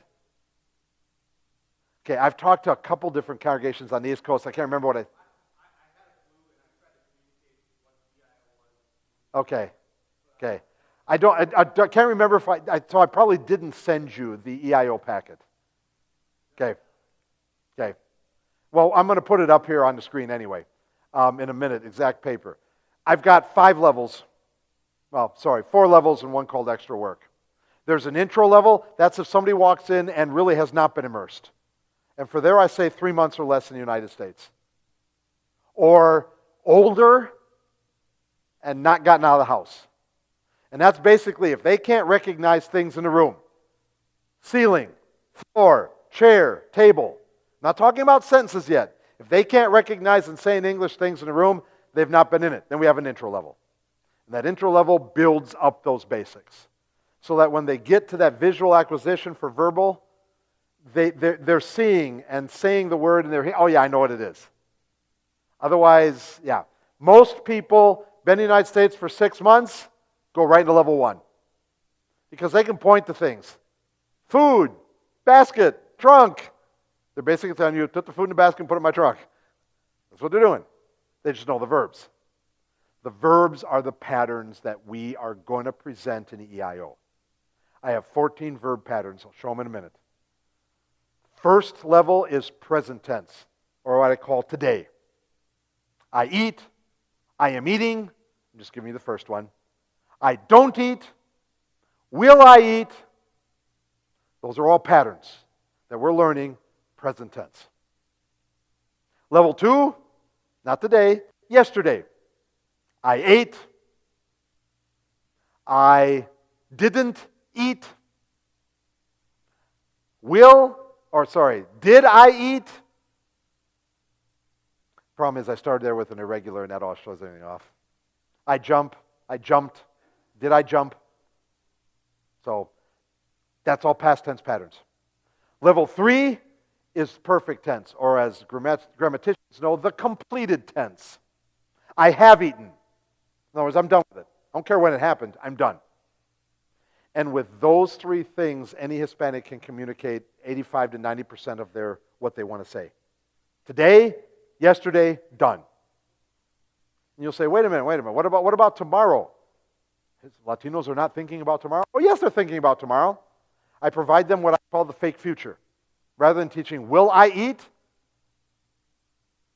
I will use the expression going to, which is present tense, a verb they know. I am going to eat. That's something that will happen in the future. We're fixing it. Well, you can certainly present that and then pray that they never leave. I would say I'm going to eat. And then I would tell them, after they worked through that pattern several times, now you may hear the word fixin'. instead of going. Same thing. They'll use going because they want to be understood. Or they might get brave and use fixing. My next door neighbor in Texas was an Oklahoman. She's fixing everything. And my wife said, why is everything broken at her house? I said, honey, it's not broken. It's a future for her. Oh, still really good friends of ours. What is the pattern? Here's the pattern. This is my visual to verbal. I give them the nuts and bolts of a sentence. I give them the subject. I give them the verb. I give them the complement, the object. I don't want them to think about anything but the pattern we're practicing. Which means I can use this sheet teaching all patterns in the present tense except the verb, the irregulars. To go, to do, to have, and to be. I have to use a different sheet for that one. Otherwise, I can teach all this here. And all they're focusing on is the pattern. So if I want to teach the pattern of the present tense, I play the game. That's the pattern. Why? Because I took 5 minutes at the beginning of the class and I showed them the pattern. When the subject is I, drop the to, don't add anything. You, drop the to, don't add anything. He, she, or it, drop the to, add an S. That's the pattern. We, nothing, they, nothing. So they go through a sheet of paper, and all they're thinking is, this is the conscious work of language acquisition. All they're thinking is, if I see the word I don't change anything. You, don't change anything. He, I got to add an S. So they'll go through. I play the game. He buys the meal. They join the team. Now, some of you are surely thinking, wait a minute, how do they know how to pronounce that? They don't. They'll pronounce it their way with a Spanish accent. First, second, third time through, you'll correct it. Because you're actually teaching pronunciation without teaching phonetics. That's okay. I did have one church full of educated people that said, no, we have to teach phonetics. I said, fine, do it. I'm not going to get in your way. Go teach phonetics. And they did it, and it's fine. They had the people to do it. I don't think you need to. I do not remember teaching my son how to pronounce G-A-M-E as game. I just repeated it in front of him. And then we started reading. I said, game. He saw it, said it. Same thing's going to happen with adults, Spanish speakers that are improving their English. I'll probably go just a little bit faster than my 5-year-old son at that time. Because they're adults and their brains are wired just a little differently. I should say they're hardwired. So you go through this sheet of paper. And then next time, I can't remember what I didn't add that. Next time through, you do it again. The key is, though, or not key, one of the joys is that you've got these sentences all on this single piece of paper. But you've got 3 people sitting in front of you. The first person says the first sentence. Second person, second sentence. Third person, third sentence. You just keep going through that cycle. Because baseball is a great analogy. In baseball, you always have at bat, on deck, and in the hole. If you're in the dugout, you're chewing sunflower seeds and probably trying to find pretty girls, unless you're married, in the stands. You're probably even paying attention to the game, unless it's a really big inning. But one of those 3, you're paying attention. When we have 3 people, they're paying attention. They're saying, okay, I'm coming up, but they're also listening, and it's a process that helps their learning. If I put 5 people in there, first person starts, the 5th person's not thinking. They're in la-la land. They don't start thinking until the 3rd person. And once that first person says something, they tune out until it gets around to the end. That's why I think 3 is the optimal number. I have done it with 4. You keep them moving. And if you have 4 people, after you've done it in order a couple of times, switch it up. Point to them. Yep. It makes everybody pay attention. It's just tough to do that with 5 or 6 people, which is why I say 3 to 4 is the optimal number. You can do it with 1. You can do it with 2. Do it with 3, 4, 5. Not going to go there. So, and you can use this sheet of paper for a variety of things. 2 questions come up. The question of pronunciation, already answered. The other question, Do they know what they're saying? We have to provide a translation for them so they know what they're saying. No, they don't know what they're saying half the time. They don't need to know what they're saying half the time. That's not the exercise. The exercise is to learn the pattern. If they try to pay attention and know what they're saying, they're not putting all of their academic brain power into learning the pattern. They're robbing from their brain power, which means it's going to take longer. I've always told people, you know what you're saying? Go home. You have a dictionary. You have an Android or Apple phone. You can look it up if you really want to know. The truth is, by teaching the pattern, that allows them to take that pattern then and later on use words that they do know in the communication they need to make. But they already know the pattern, which makes it a lot easier to make that communication. So don't worry about whether they know or not know what they're saying. That's not important. And I've never had a Latino or Hispanic tell me, oh, I didn't know what I was doing. No. That's not part of the pattern. They're learning the pattern. They're practicing the pattern over and over and over again. I told you that we have an order to it. That's the order. That sheet on the left is what I would give every student so every person can keep track of what patterns they've learned. And if they break away for a time because of work or family and come back, all the volunteer needs to say is, oh, this is the pattern you left off at. We'll review it, see if you're still there, and then we'll go on. This is not for you to try to keep a track progress and graduate people, whatever. No, because people are going to be at all different places at all different times. It's more for the students. This, however, allows you to not teach something out of sequence because the pattern builds on each other. Now, I'm giving this to you in a very loose way because if you tell me, yeah, this is the way to go, then my next step is to both give you the material and then set up a training class with you because I'll walk you through every bit of this material. In person if I can, through a Zoom, projected on the screen like that if I need to. I'll try my hardest to do it in person because I find that it works really well in person. But I can do it through a Zoom. I have done it through a Zoom. Each line item is handled individually. Each line item takes as much time to student. Some people look at this and say, oh, you've got 14 lines there. This will be done in 14 weeks.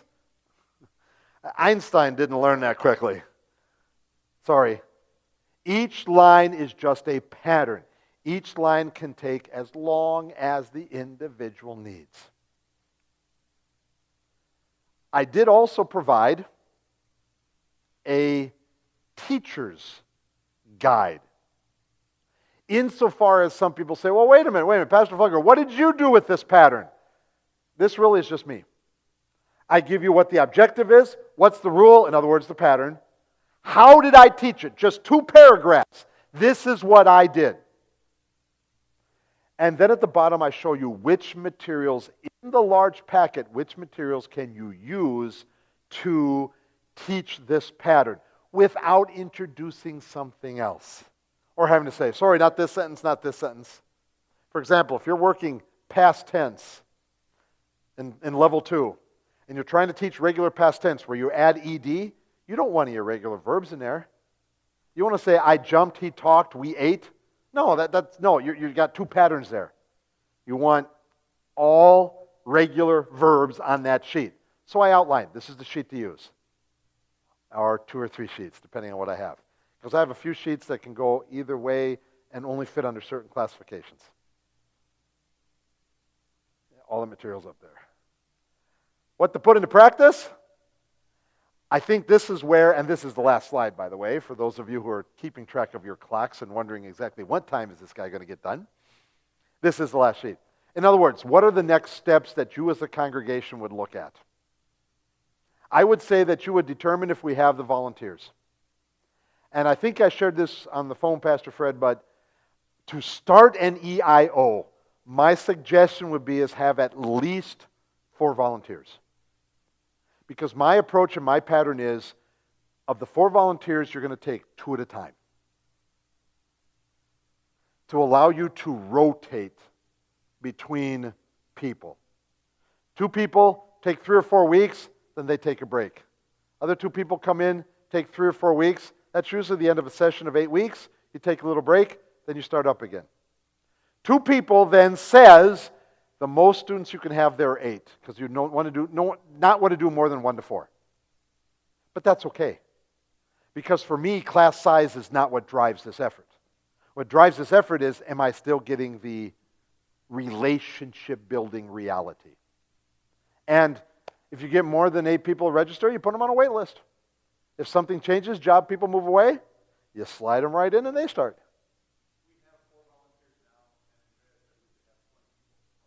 Yes, I realize that. From that list, yes, I'm aware of that. I also know that, I didn't know about the 4 volunteers now. I knew the 20 plus out there.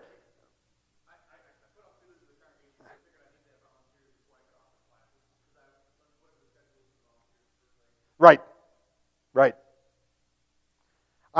Since this is volunteer driven, when you hold the class, how many times a week you hold the class, and for how long the session is going to be, that's your decision.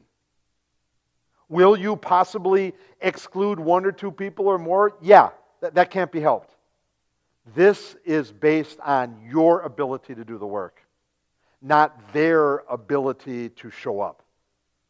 You're going to have enough people showing up. So, what if we offer this class twice a year, once in the fall, once in the spring, would that be, like, what do most churches do with it? Like, what would be an example? You could do it year-round, give enough volunteers out. Right. The thought that I have generally is that you start early fall or mid-fall, and you go till you go till any time that's convenient before the 12th of December. 12th of December is your cutoff. 12th of December is the unofficial start for Hispanic holidays. Because most of the Hispanics in the United States are Mexican. The 12th of December is Dia de la Virgen de Guadalupe. That is the beginning of Christmas for them. You're not going to get much after that. So, however you break that out, I think that's probably a total of 12 weeks. Maybe you go 6 weeks, take a week, and do the last. I don't know. I'd have to look at the calendar. Then you take the Christmas break, and sometime shortly after Epiphany, you start again. And you go take a break for whenever, everyone's school has spring break or whatever. Take that week off, or maybe 2, I don't know. And then go through, and then probably middle-endish of May, some of it will depend on how the people, do you have a lot of people with children, you have people older, whatever. Sometime middle end of May, you cut it off. Don't do anything during the summer, except I would encourage you to have some kind of an outreach event during the summer that you can then hand out a flyer to the people who come to the food drive, or even to the people leaving the EIO class in the last class, because you want to have a community gathering during the summer. Keep touch with people. Celebrate. You want to have an event. You do 2 a month. Choose one, make it intercultural, and away you go. So, you want to do something, but you want to plan it in a way that you can invite. I'm sorry, am I cutting away? Is he a 2 guy? I know you're fussing at your pastor, and I always support anybody fussing at their pastor. Okay, no.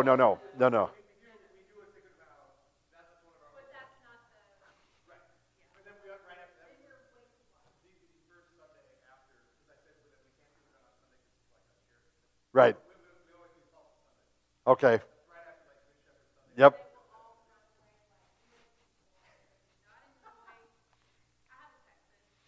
I understand. Like I said, I worked in Texas for 6 years. I totally get that. I understand.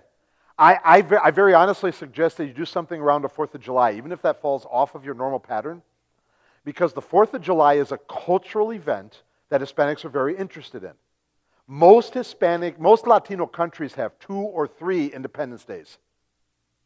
Kind of like Texas. Texas has 2 Independence Days. Okay? It has the federally recognized Independence Day, and it has the more important Texas Independence Day.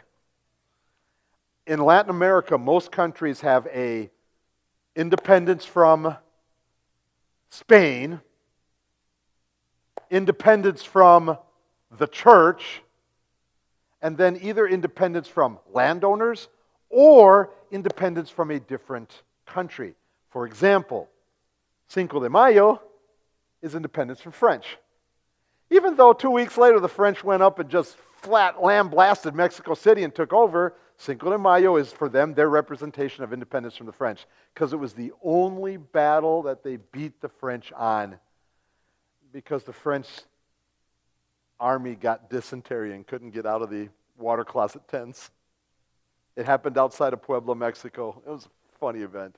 But okay, you don't celebrate Cinco de Mayo for that. You celebrate Cinco de Mayo because a bunch of Mexican beer companies decided they want to earn more money, so that's why you celebrate Cinco de Mayo.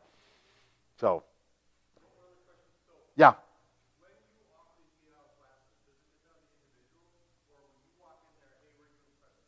It depends on the individual. What I do, though, is I find that usually you can find 2 or 3 people that are grouped together. Even if one's a little bit lower, a little bit higher, they still need to practice there. So I will start people together, and then as they improve, they'll kind of shift groups a little. Oh, you're onto this one? That group's doing that. Go join them. Oh, you're still working on it? Come and join us. So it's not like first day of classes, everybody walks in, here's 3, here's 3, here's 3. Those are the only 3 groups that are going to get together. No, they're going to be shiftings based on individual needs.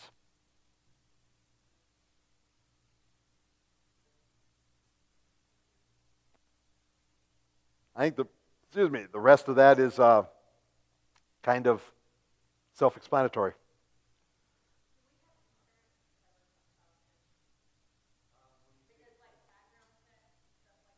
Okay, childcare for this, it's a whole situation.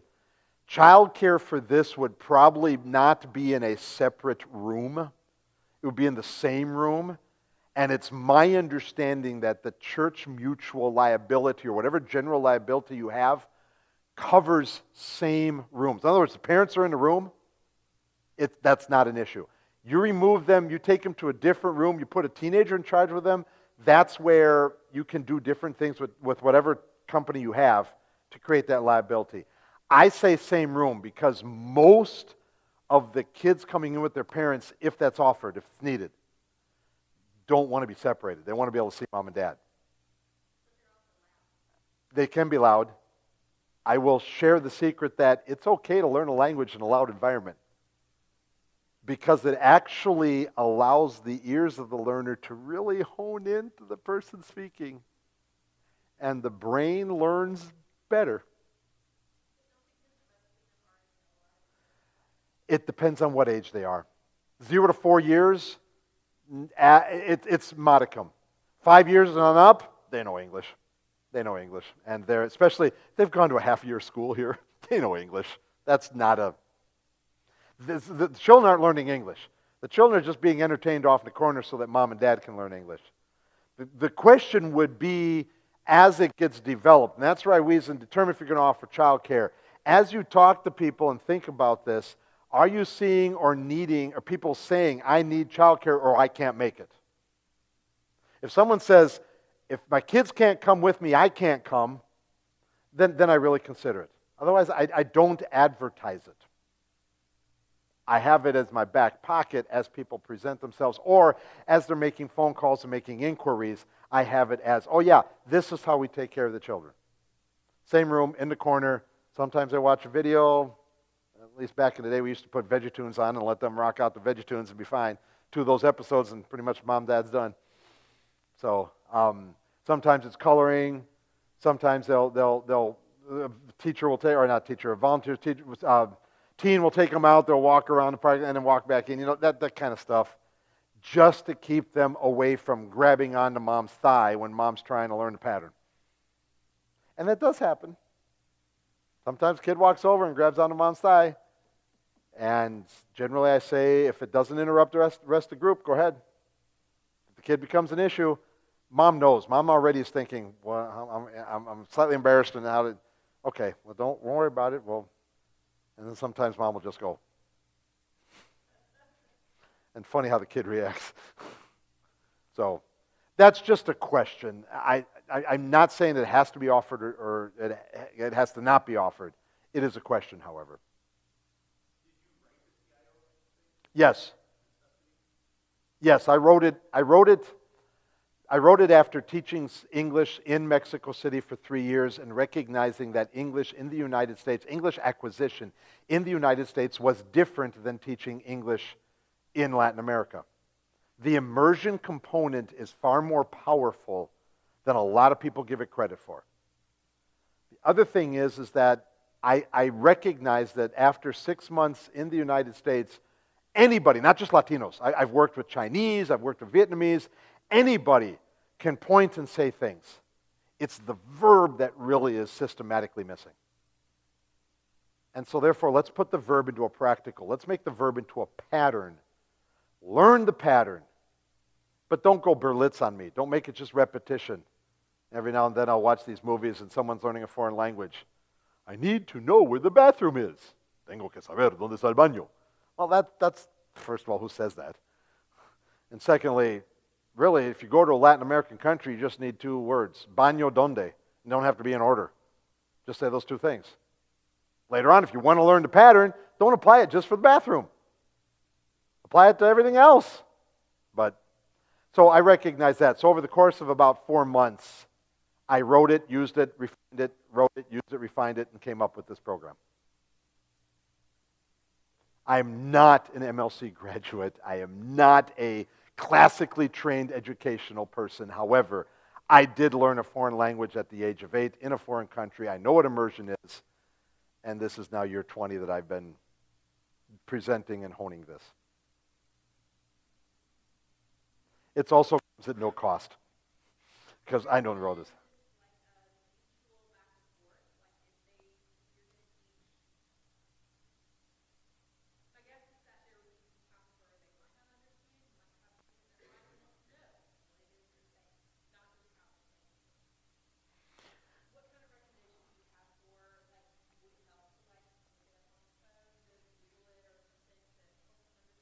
If they... Right. I will say this first. In all of my observations, because usually when I train somebody, I'll try to be around for the first one and observe them and see how it's going. In all of my observations, invariably there is somebody at the table who knows more English than they're letting on. And when a question comes up, they're answering in Spanish, which is fine. I don't care if they do that. That's actually peer learning. They're very used to that. Do it. I don't care. I don't even care what they're saying. If they're saying in Chinese, invariably I'm guessing that it's about this. Good. Do it. I don't care. If it's solitary or it's only 1 or 2 people and they're really struggling, there are 2 things you can do. One is to actually buy a half a dozen of dictionaries, Spanish-English dictionaries, and have it around. And if someone goes, slide the dictionary over in front of them and let them open it up and figure. And then take the time in class to do it. Go ahead and pause. Because it's not going to take long. And most people after a while say, I don't need to look it up now. They may look it up later. The other thing is to use the Oxford Picture Dictionary bilingual version. Comes in Spanish and English. And have that on the table. And maybe even then, in the course of my instruction, my working with them, the first 5 to 7 minutes of the class, I'm just going through a page, saying it in English and having them repeating it as they see it. Now, it's not great language acquisition. In other words, you're not going to remember all of that, because that's a pretty good volume. But it does kind of help loosen things up, and they start... sometimes they go through, I've always wondered and their own mental thing, they repeat it in their mind without realizing it, and they memorize it. My daughter does EIO at St. Paul's in Green Bay, and she uses the Oxford Picture Dictionary and works through that on a regular basis. That seems to work for her. Yeah, I do that over phone only because it allows everyone else to participate. Do it over phone, it's individual. What I've observed, and it may change, but what I've observed is that if you do it over phone, generally either mark it on the paper, And then the next time they come back, because they use the same sheet next week because it's the same, it'll be written in Spanish if they really want to know what that was. It'll be written in Spanish on the page, which means they went home, figured it out, wrote it down, and came back. I've also found that if a person's been here 4 to 6 months, you saw that, well, let's see, I'll go back to it. Oh, this one. You notice I'm not using really complex nouns. I actually tried to follow which there was a university once that I listened to and tried to pick up some tinsel. And they were talking like the first 50 words, first 500 words, first 1,000 words. I tried to stick with what I would consider to be the first 500 words in English a person should know. Now, there are a few in there. Store, parents, chair, crime. Really? No, we talk about crime. People talk about crime. I did once use the word ghost. That's not in the first 500 words that this university says that we need to know. But I also know that Hispanics are extremely superstitious and probably have a higher agreement of ghosts in their culture than we do. So I thought, okay. And it's also a great way to say that English is a crummy language. Because what other word would sound like ghost and be spelled G-H-O-S-T-S? So just from a pure pronunciation status, it also allows me then for people, they're going, and they go, okay, now it tells me you got something to work on, don't think you're all this, and they got to slow down and repeat it, and okay, it's just part of the learning pattern. But otherwise, I tried to stick with what I call the first 500 words. And every now and then throw in some cognates that they'll see, same similar word in Spanish and English, and then, oh, okay, subliminally they pick some of that stuff up. But those are behind-the-scene tricks that I work with.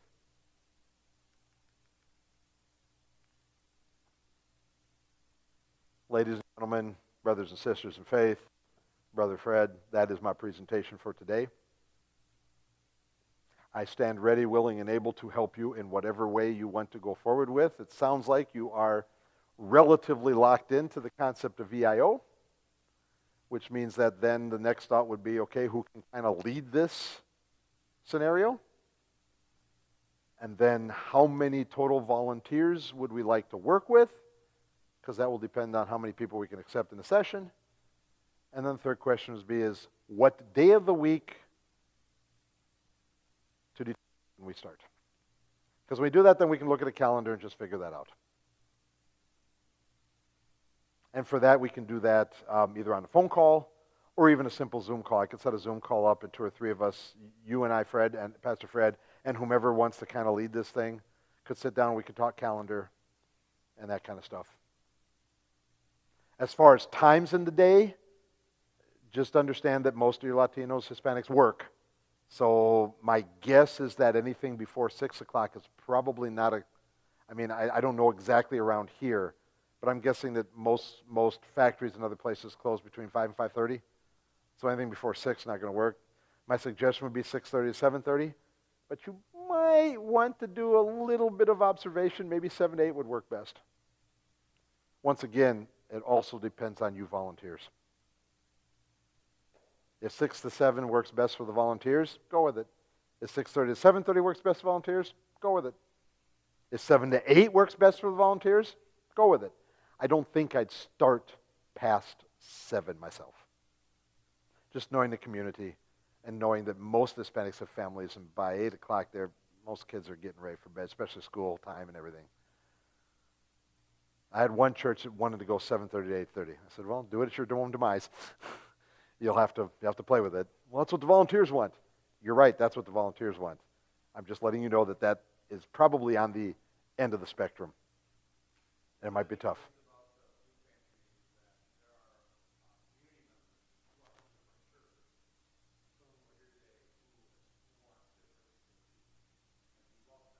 Yep. Yep. And then based on when you decide to start, if you look at a Tuesday or a Wednesday during the week, it's quite possible then that I could come in and do a training with you the night before and then be here for your first EIO session the night of. And then I go home the following day. Doing that with a congregation up in South Attleboro, Massachusetts on the 3rd, well, it's the 16th and 17th of September. I'm giving them their training on the 16th. They're having their first EIO on the 17th. I told them I'd stay around for that. Because invariably I can give a training and I think I've said everything and then something, and okay, if I'm here for the first one, might smooth over some edges, might help you do some of the placing a little bit quicker. I have no doubt that you can do it, don't get me wrong. And it is your ministry. It may just speed up the process a little bit. And I love to observe EIOs. Because I may see you guys do something that I had not thought of, and I'm going to put that in my back pocket and share with others. Because in the end, that's part of my job, trying to take the best across the synod and share it with others.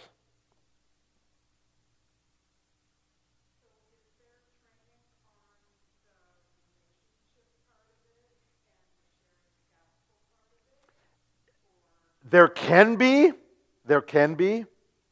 and that would happen at the training of the materials. I did not put it in today primarily because I thought it might be too much information in the time frame and get away from my point of trying to get these questions answered. But yes, I talk about how to share the gospel individually. I talk about not using code words. I don't talk about justification. Talk about dogmatic statements. Be more relational. Be more Bible story oriented. Yes, all that training comes in with the training of the material to teach English.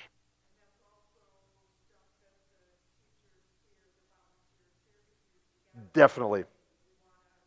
Yep. Yep. Yep. To a general idea, because in the end, you share the faith the way that God built you. God built me differently than you and everybody else, thank the Lord, because only one of me is more than enough in this world. That's what my mom says. So, that's true, I'm not. So one of me is enough, right? In your mind, one of me is probably too much, so I understand. How can this guy live in Green Bay? And I understand. I understand. Any other questions? Then before we leave today, I would have two things from you. Number one, was there anything that I said today that just utterly surprised you? I'm going to use the word shock because that kind of takes, but just surprise. Oh, I never would have thought that. What? What was it? Oh. Praise the Lord you had no clue. Because that's depressing. That the Catholic Church constantly charges for. Yeah. Okay. Sure. It-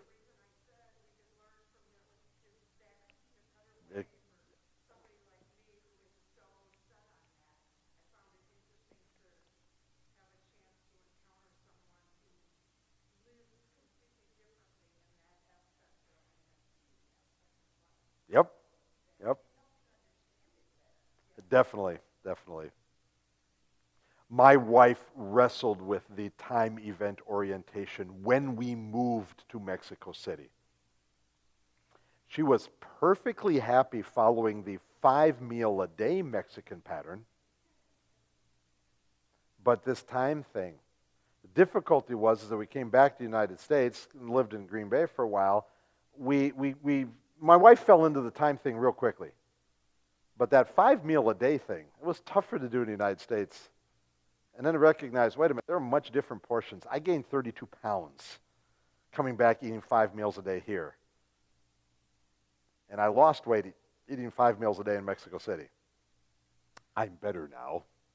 But yeah, that's just learning and then realizing, wait a minute, I got to adjust the culture to where I'm at. So, all right? My last question is, was there anything that I said that scared you?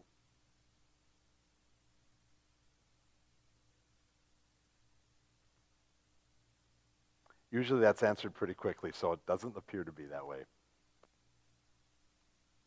And only reason why I ask that question is for me. I don't try to come in and scare anybody. I try to be as realistic as possible. I try to give you enough information so that you can make the choices and decisions based on your gifts. But doing that means that sometimes I got to back you up to the edge of the cliff a little bit. And it sounds like I did not quite get anybody to the edge of the cliff. That's okay. That's okay. Scared for? Oh, okay. Sure. No, I understand. Oh, no, trust me, I get it. I get it. Trust me. I get it.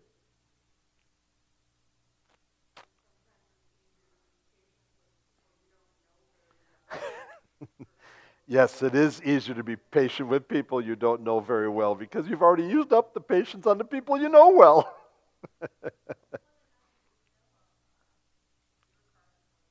It does. Relationships are not easy. Relationships do have a work component to them. So, yeah, the better you know somebody and the more work, so to speak, may involve.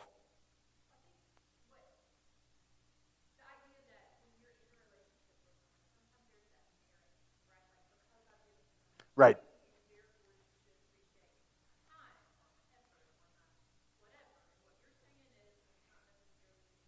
They appreciate your time and effort, just not in the way that you would anticipate. Because they may show up 10, 15 minutes late. But after you know somebody, 2, 3 months down the road, they got a birthday party, they're inviting you. And you get to experience a whole different culture where you're the minority in North Carolina. But they want you at that birthday party. It's not a casual, I need to repay you for the English. No, they consider you family. They want you there. So they're inviting you. And that... No, it's association. It's not a quid pro quo, tit for tat type thing. No, it's by association. And we all often talk about being martyrs. I'll support. I give, and you don't, and whatever. There are no martyrs per se in Latin America. Everybody's always in the relationship that gives. But they don't consider themselves martyrs. They don't look and say, I did this for you, did nothing for me. No. We're friends. You're my comadre. Don't make a difference. This is what we do. It is a big difference from many of our cultural norms here, yes.